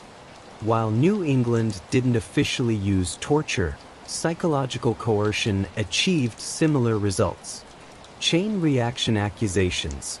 Confessing witches were pressured to name accomplices, creating cascades of accusations that could engulf entire communities. This pattern appeared in Salem, particularly in Andover. Differences from European hunts. Salem differed from most European witch hunts in important ways. Scale. Salem was relatively small. Some European witch panics killed hundreds in single communities. The Würzburg witch trials in Germany, 1626 to 1631, executed about 900 people. The Basque witch trials, 1609 to 1614, prosecuted thousands. Torture. New England law did not permit the judicial torture used in continental Europe. While psychological pressure and harsh conditions characterized Salem's examinations and imprisonments, the systematic physical torture common in Europe did not occur. Execution method. Salem used hanging, the English method. Continental Europe often burned witches at the stake, considering it the appropriate punishment for heresy. Legal framework. Salem operated within English common law traditions, while continental Europe used inquisitorial procedures. This created different dynamics in how accusations were investigated and prosecuted. Duration. Salem's active phase lasted about 9 months. Many European witch hunts extended over years or decades. Reversal. The speed with which Massachusetts reversed course was unusual. European witch hunts often ended gradually, with authorities slowly becoming more skeptical, rather than through the abrupt reversal seen in Salem. Other New England witch trials. Salem was not New England's first witch trial, but was by far the largest. Earlier New England prosecutions included Connecticut. Between 1647 and 1663, Connecticut executed at least 11 people for witchcraft, including the Hartford Panic of 1662 to 1663, which killed 4. Alce Young, 1647, executed in Connecticut. She was the first person executed for witchcraft in the American colonies. Anne Hibbins, 1656, executed in Boston. Hibbins was a wealthy widow whose assertiveness and conflicts with neighbors led to her accusation. Catherine Harrison, 1669, accused in Wethersfield, Connecticut. Harrison was convicted but appealed, and the General Court ultimately released her, an example of how higher authorities sometimes overruled witch convictions. The Goodwin children, 1688, in Boston. The children of John Goodwin exhibited symptoms similar to those later seen in Salem. Their Irish Catholic washerwoman and Glover was accused, convicted, and executed. Cotton Mather took great interest in this case and published an account that influenced interpretations of the Salem afflictions. These earlier cases established precedents that shaped Salem. They confirmed that witchcraft prosecution was legitimate, they demonstrated how possession cases could develop, and they showed that convictions were possible. However, their relative infrequency, only about 16 executions in 45 years before 1692, also suggests that New England authorities were generally cautious about witchcraft prosecutions, until Salem. Why Salem was different? Several factors explain why Salem became so much larger than other New England witch trials. Critical mass of accusers. The core group of afflicted girls and women who supported each other's accusations created momentum that was hard to stop. In earlier cases, Typically, only one or two accusers appeared. Spectral evidence. The court's willingness to rely heavily on spectral evidence removed the usual evidentiary barriers to conviction. Earlier courts had been more skeptical of such evidence. Political and social instability. The particular combination of political uncertainty, military threat, religious anxiety, and community conflict created conditions where fears could spiral out of control. Leadership failure. Governor Phipps's absence during critical months and Chief Justice Stoughton's prosecutorial zeal meant there was no effective check on the trials until it was too late. Chain reaction. The pattern where accusations led to examinations that validated the accusations, which encouraged more accusations, created a self-reinforcing cycle. Confessions implicating others accelerated this process. Geographic spread. Once accusations spread beyond Salem Village to Andover and other communities, the crisis became regional rather than local, making it harder to contain. Mass psychogenic illness. The most widely accepted explanation for the afflicted person's symptoms is mass psychogenic illness, MPI, formerly called mass hysteria or epidemic hysteria. MPI involves physical symptoms spreading through a group without an organic cause, driven by psychological and social factors. Characteristics of MPI match the Salem case. Demographic pattern. MPI typically affects adolescents and young women, the core group of Salem accusers. Symptoms. MPI symptoms often include convulsions, paralysis, sensory disturbances, and pain, all described in Salem. Social contagion. Symptoms spread through observation and social influence, as happened when Betty Paris's and Abigail Williams's afflictions spread to others. Stress and anxiety. MPI outbreaks typically occur in groups experiencing high stress or anxiety. Salem Village in 1692 was characterized by multiple sources of stress: war, political uncertainty, economic hardship, religious anxiety, and community conflict. Suggestibility. The Puritan worldview that emphasized diabolic possession and witchcraft provided a culturally available interpretation for unusual symptoms, making such interpretations more likely. Secondary gain. Afflicted persons received attention, escaped normal responsibilities, and wielded unusual power, all of which could unconsciously reinforce symptoms. Modern examples of MPI help illuminate Salem. In 2011 to 2012, a group of high school girls in Leroy, New York, developed tics and seizures that spread through the school. Despite extensive medical investigation, no organic cause was found. The outbreak was eventually attributed to mass psychogenic illness, driven by stress and social media amplification. This case, though different in details, shows how genuine symptoms can spread through a group without physical cause. The psychology of accusation. Why did the accusers accuse the specific people they did? Multiple psychological and social factors likely operated. Genuine belief. Many accusers probably genuinely believed they were bewitched and that their visions of specters were real. In their cultural context, this was a rational interpretation of their experiences. Attention and power.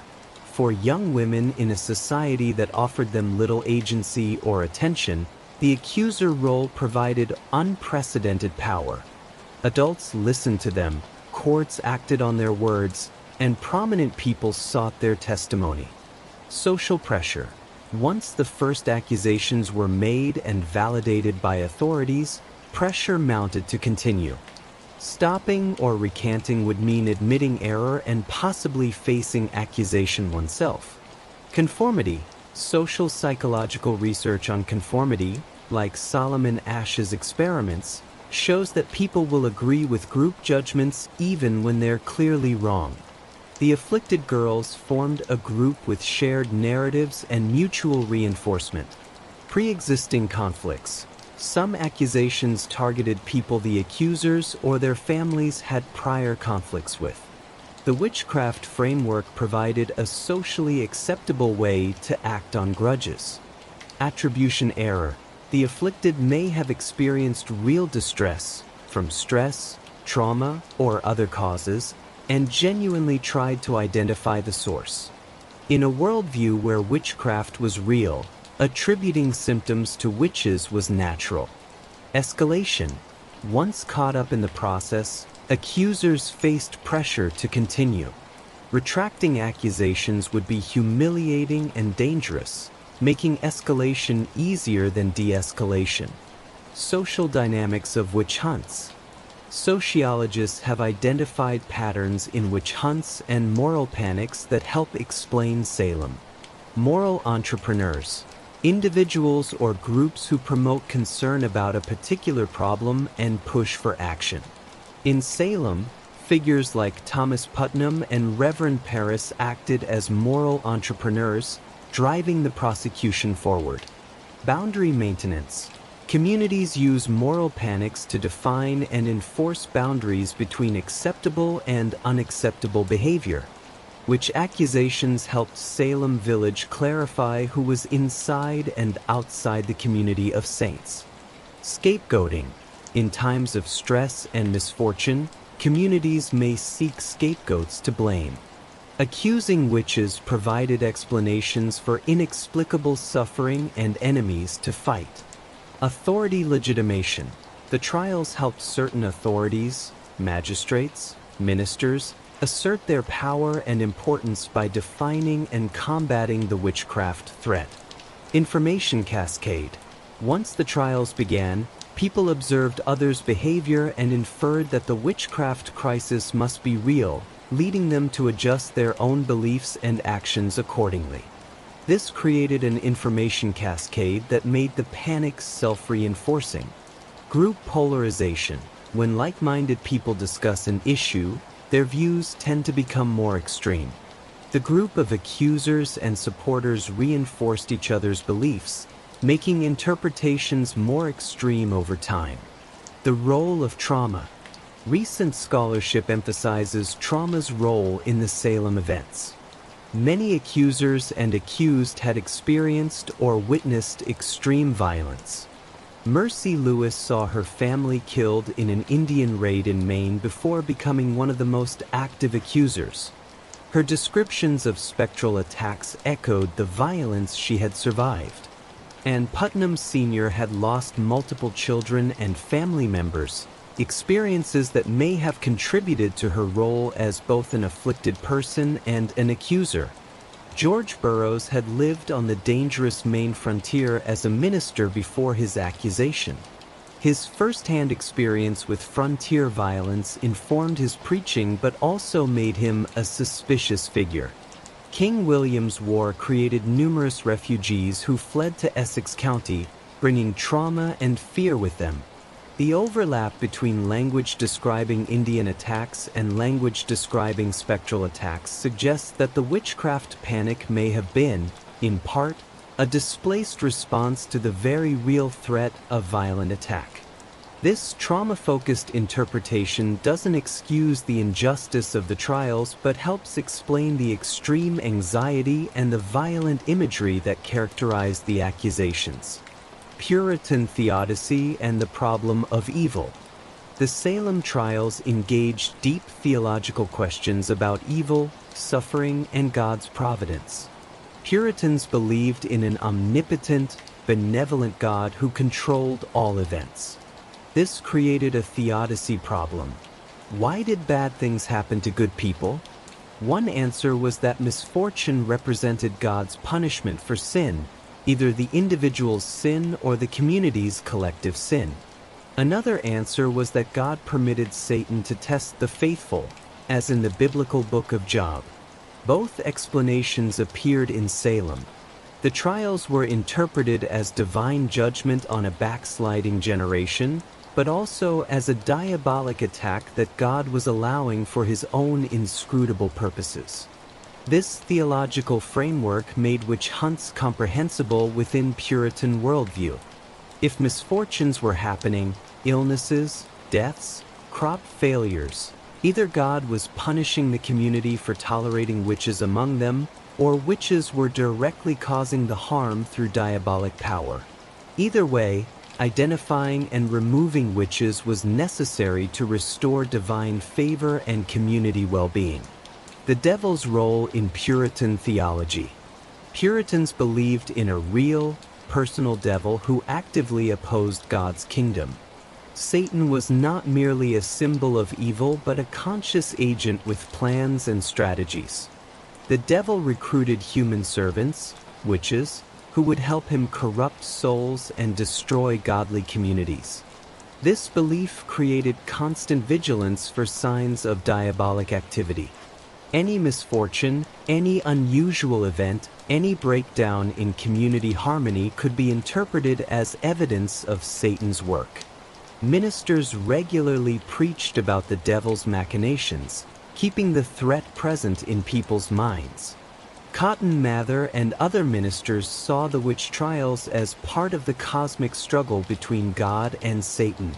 In this interpretation, Salem Village and Massachusetts were battlegrounds where this struggle was being fought out. The devil was making a particular effort to destroy the godly community of New England, and the witchcraft outbreak was evidence of his assault. This theological framework made it almost impossible to question the reality of the witchcraft conspiracy without seeming to question the reality of Satan himself, which would be heretical. The Salem Witch Trials of 1692 stand as one of history's most profound cautionary tales, a stark reminder of how quickly reason can yield to fear, how fragile justice can be when communities feel threatened, and how ordinary people can become agents of terrible injustice. 20 innocent lives were taken, countless families destroyed, and an entire community fractured by events that spiraled from a few afflicted girls' symptoms into a deadly panic that consumed Massachusetts for nearly a year. What makes Salem particularly haunting is not that it happened in some distant, primitive society, but that it occurred among educated, principled people who believed they were doing God's work. The Puritans of Massachusetts Bay Colony were not ignorant or unusually cruel by the standards of their time. They were literate, deeply religious, and committed to creating a just society. Yet they created a system where spectral evidence, testimony about invisible specters that only accusers could see, became grounds for execution. They built a judicial process where denial of guilt was treated as evidence of guilt, where children's accusations sent adults to the gallows, and where the only path to survival was false confession. The convergence of factors that produced Salem reveals how multiple stresses can create perfect conditions for catastrophe. Political instability following the loss of the colonial charter, the ongoing trauma of King William's War, economic tensions between farming and commercial interests, factional conflicts within Salem Village, the absence of effective leadership at critical moments, and the theological framework that made witchcraft accusations comprehensible, all these elements combined in a terrible synergy. No single factor caused the trials. Rather, they emerged from a complex web of circumstances that made the unthinkable seem not only possible but necessary. The human dimensions of Salem remain as moving today as they were tragic in 1692. Rebecca Nurse, pious and beloved at 71, hanged despite 39 neighbors testifying to her character. George Burroughs, reciting the Lord's Prayer perfectly from the gallows in a final declaration of innocence. Mary Easty, writing from prison to plead not for her own life but for changes to protect future innocence. Giles Corey, pressed to death rather than enter a plea, his final words reportedly more weight. 4-year-old Dorcas Good, imprisoned for months and permanently traumatized. These were not abstractions but human beings with families, hopes, and futures stolen by collective delusion. Yet Salem also reveals human capacity for moral courage and redemption. Samuel Sewell standing in church while his confession of error was read aloud. The 12 jurors publicly acknowledging they had been sadly deluded and mistaken and asking forgiveness. And Putnam Jr.'s apology, however carefully worded, admitting her role in false accusations. These acts of moral reckoning, though incomplete and belated, model how individuals and societies can acknowledge wrongdoing and attempt reconciliation. The lessons Salem offers remain urgently relevant more than 3 centuries later. The trials demonstrate that justice requires constant vigilance. Legal protections and procedural safeguards exist not to obstruct justice but to prevent injustice. When fear overrides procedure, when accusations are difficult to disprove, when defendants lack effective protection, innocent people die. Evidence must be verifiable. Spectral evidence, testimony that cannot be verified or contradicted, is no evidence at all. Any system that accepts unverifiable accusations creates opportunities for persecution. Conformity is dangerous. When questioning becomes risky and dissent seems like betrayal, communities lose the capacity for self-correction. Those who spoke against the trials risked accusation themselves, silencing voices that might have stopped the tragedy earlier. Leadership matters profoundly. Effective leadership can prevent crises or curtail them. Weak or absent leadership can allow them to metastasize. Governor Phipps's absence, Chief Justice Stoughton's zealotry, and the minister's initially ambiguous guidance all contributed to the trial's trajectory. Moral panics follow patterns. Initial accusations against marginal figures, authority validation, expansion to more prominent citizens, and eventual collapse. This pattern has repeated throughout history. Recognizing it can help societies resist similar dynamics. Persecution targets the vulnerable. The accused were disproportionately poor, female, socially marginal, or otherwise lacking powerful protectors. Systems of injustice exploit existing hierarchies rather than attacking randomly. Certainty is dangerous. The magistrates and ministers who drove prosecutions were certain of their righteousness, certain God was on their side, certain they could distinguish guilty from innocent. This certainty made them deaf to doubts and blind to contradictions. Humility and skepticism are essential safeguards against injustice.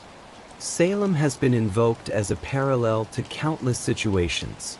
McCarthyism, the satanic ritual abuse panic, various moral and political persecutions. Some parallels are apt, others trivialize genuine tragedy by overuse. The challenge is distinguishing legitimate comparisons, situations involving dubious evidence, assumption of guilt, pressure to accuse others, and suppression of dissent, from situations where invoking Salem merely attempts to silence criticism or avoid accountability. Not every accusation is a witch hunt. Not every consequence is persecution. But when societies begin accepting unverifiable accusations, when defending the accused becomes suspicious, when fear overrides evidence, Salem's lessons become urgently relevant. The trials also remind us that historical justice is always incomplete. Massachusetts eventually reversed convictions and paid compensation, but those gestures could never restore what was taken. The executed remained dead, families remained traumatized, and communities remained fractured. Some perpetrators apologized, others never acknowledged wrongdoing. This incompleteness is itself a lesson. Some harms cannot be fully repaired, which makes preventing them in the first place all the more imperative. Perhaps most fundamentally, Salem teaches that civilization and justice are fragile achievements requiring active defense. The Puritans who settled Massachusetts hoped to build a city upon a hill, a model Christian community. Instead, they created a cautionary tale about how religious conviction without tolerance, justice without mercy, and certainty without doubt can produce tragedy. Their failure serves as instruction, their victims as warning, their belated apologies as models of how moral reckoning might begin. Today, Salem Village is Danvers, a quiet Massachusetts town. Salem itself has made peace with its history, hosting museums and memorials alongside Halloween festivities. The sites where the accused were examined, imprisoned, and executed have been identified and marked. The names of the executed are inscribed in stone. Every year, thousands visit to learn about events that, despite occurring more than 3 centuries ago, continue to speak to contemporary concerns about justice, persecution, fear, and human fallibility. The 20 people executed in 1692, Bridget Bishop, Rebecca Nurse, Sarah Good, Susanna Martin, Elizabeth Howe, Sarah Wilds, George Burroughs, John Proctor, John Willard, George Jacobs Sr., Martha Carrier, Martha Corey, Mary Easty, Alice Parker, Mary Parker, and Putiator, Wilmot Redd, Margaret Scott, Samuel Wardwell, and Giles Corey, deserve to be remembered not merely as victims but as individuals who faced impossible circumstances with varying degrees of courage, dignity, and humanity. Their deaths serve as both memorial and instruction, reminding each generation to ask, how can we prevent such injustice? How do we respond when fear threatens reason? How do we protect the vulnerable? What do we owe those who have been wronged? These questions remain as urgent in the 21st century as they were in 1692. Salem's legacy is not simply a story from the past, but a living challenge to create more just, more thoughtful, more compassionate societies. Societies where evidence matters, where the accused are protected, where dissent is possible, where humility tempers certainty, and where fear does not triumph over humanity. In this sense, the Salem Witch Trials are not merely history but an ongoing moral conversation, forever asking us to be better than those who, with the best intentions and the worst methods, created one of America's defining tragedies. The trials began with a few afflicted children in a minister's household and ended with judicial murder and communal trauma. They started with genuine religious conviction and descended into systematic injustice. They were enabled by a society's deepest beliefs and brought to an end by courage, skepticism, and belated wisdom. In remembering Salem, honestly, completely, without romanticization or oversimplification, we honor the innocent who died, learn from the catastrophic failures that killed them, and commit ourselves to the vigilant defense of justice that might prevent such tragedies from recurring. That is Salem's gift across the centuries. Not easy answers, but essential questions, not comfortable certainties, but necessary doubts. Not the illusion that it couldn't happen here, but the sober recognition that it already has, and the determination to ensure it never does again. Retry Claude can make mistakes. Please double-check responses.